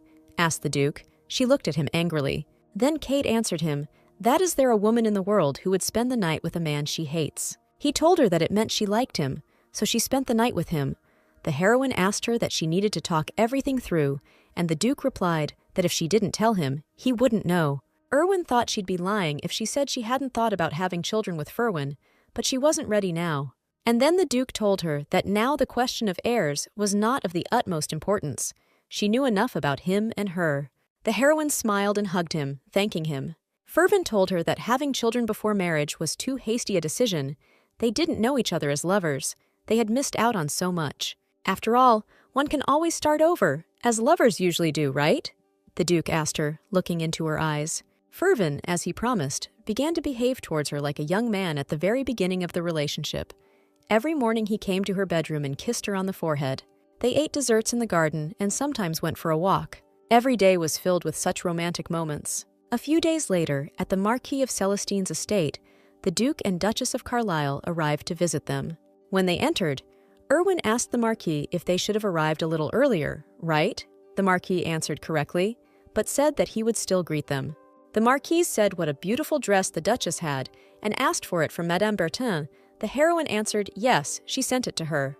As they entered the main hall, someone called out for the Duke of Carlisle. "Long time no see," said the man, and his companion turned out to be Stella Bell, who also greeted the Duchess of Carlisle. Fervin suddenly said, "God, Romeo, how many years, how many winters?" Then he introduced him to Erwin, saying that this was Romeo Montague, his close friend, the only heir of the Montague family. Romeo greeted the Duchess of Carlisle, and she responded in kind, saying that the show would soon begin and offering to sit down. Afterwards, they sat down at the table to drink tea and began to discuss the performance. Romeo noted that the Marquise Celestin was not simply known as the best opera singer in the empire. Fervin smiled and said that she was certainly not bad, but she couldn't compare to as Erwin and Romeo asked if his wife sings. Then looking at the Duchess, he said that a lady who can sing is his ideal. She smiled back at him and asked, "Oh my God, is it true?" But the Duke of Carlisle did not like this. He became angry and stood up from his seat, and then told Romeo not to forget that he should court Madame Belle and not his wife. He, in his defense, said that he only said that his daughter-in-law sang well, and Ferwin sternly told him that she was not his daughter-in-law, but the Duchess of Carlisle, and she was his wife. She did not need the attention of other men. Romeo asked Erwin for forgiveness, and she replied that it was okay and that he shouldn't pay attention. Stella Bell suddenly turned to the Duke and said that he had become more interesting since they played together as children, and there was nothing wrong with taking care of the person you love. Then she remembered how, when he was 5, he had taken a liking to a cat that lived in the stables and had licked it as if it were his mother cat, and she said she had done the same. But Madame Tilly had been terribly angry and still remembers it. The Duke of Carlisle told her that it was a kitten, and here was his beloved wife. A little later, Erwin and the Duke decided to dance a waltz. Belle and Romeo were watching them, and Stella said that they looked very good together, and she remembered him from when he was a child, but she had never seen him so obsessed. Romeo asked her again, and she replied that after that incident with the kitten, she had never seen him like that. Belle continued, saying that she was a girl, but maybe he wanted to take care of her too. She quickly corrected herself, and her companion Romeo replied that it was quite possible when no one was looking. "But that dung fly is still circling nearby," said Stella, and Romeo asked who she was talking about. She pointed him where to look, and he realized that Stella was talking about Duke Sibellum, who, while dancing with another girl, licked his lips while looking at Erwin. As she danced, Erwin sent her gaze straight behind the young man, seeming to sense Sibel's gaze. Coming closer, Sibellum decided to express his pleasure at their beautiful dance, and shared that some beautiful poems had come to his mind, in addition asking if he could read them for Lady Irvine. The Duke immediately hugged Lady Irvine and suggested to the impudent Sibel that he read the poems for some other lady, to which he replied that no, these poems were intended exclusively for Irvine. His impudence knew no bounds, and the lines began to flow from his lips. "You are like the most beautiful flower, and its thorns are sharp but also beautiful, and you deal with adversity with a light hand." But his speech was interrupted. Erwin interrupted him to ask if she understood correctly that these were courtship poems. Leaning slightly toward Erwin, Sibellum whispered that he was eagerly awaiting Erwin's response. A moment later, the Duke's hand stopped Sibellum and pushed him away from his mistress. The Duke, full of anger, said that the poems were undoubtedly beautiful, but there were other ways to court a beloved and much more beautiful than his. Sibellum offered the Duke with interest to demonstrate what he could offer, since he was so witty. Carlyle extended his hand towards the Duchess, and in a moment he had Lady Irvine swept into a passionate and tender kiss, proving to Sibellum what he was capable of. The lady certainly did not expect such an act, and blushed slightly. While Sibellum watched what was happening, the Duke whispered that his beautiful way of courting was to kiss his own wife, because he had every right to do so. Sibellum was furious and clenched his fists, shouting that he had only looked at his wife. How dare he insult the Emperor's brother himself? Carlyle stopped him by saying that this was not just that, and did Sibel really think that he did not know what happened at the send-off of Duke Lilius? Carlyle approached Sibellum's face and said that if he approached his wife again, he would somehow make an enemy of the Carlyle family, and he did not care at all what his relationship was to the Emperor. This so disgraced Sibel's behavior that he had no choice but to turn around and leave. As he left, he was only thinking about what a bastard Carlyle was, and that he would definitely get into trouble with him. The next day, the negotiation room of the Imperial Palace. Sibellum was screaming his head off about how taxes were too high for the aristocracy, and maybe it was worth raising taxes for ordinary people. Sibellum spoke, and the Duke felt ashamed, lowering his eyes. He asked if Sibellum knew that tax revenue had decreased due to drought, and in such a situation, it would be right to take part of the grain from the aristocrats. Again freaking out, Sibella replied that the common people were rabble, and they shouldn't care about them, while thoughts were swirling in his head that the Duke only wanted to show himself in the best light. In addition, Sibellum began to shout that it was necessary to immediately cut off cultural ties with the Verma Duchy, because they only provide them and receive nothing in return. Carlyle was very outraged by all the statements of this hysterical woman. Everyone around was well aware of the disgrace that Sibel himself was causing in this circle. Carlyle decided to remind Sibellum about that party, which was not at all cultural, to which Sibellum said that it was all slander. And then he even tried to financially atone for the origin of that party, so that there would be no problems between the relations of the two countries. Sibellum was furiously shouting that since the Duke of Carlisle was taking care of the Duchy of Verma, maybe he just had a reason to suck up to Duke Lilius, or maybe these were all orders from Lady Irvine. Impeccably, Carlyle replied that of course his wife's advice was always welcome, since she was from Verma and well-versed in art. The man watching what was happening listened to the conversation about Carlyle praising his wife for the fact that thanks to his wife the negotiations always go smoothly. He also added that he was grateful to Sibel that he was able to appreciate his wife's contribution to their common cause for him. Sibel immediately told him how easy it was for him to hide behind his own wife's skirt while pretending to be noble. With a sly smile, Carlyle pointed out that he didn't see anything wrong with that, since it was his wife. To finish Sibelum off, he added that he would climb under that skirt many more times if it would help. The Emperor ordered everyone to end this dispute and conflict, and proposed to end the meeting at this point.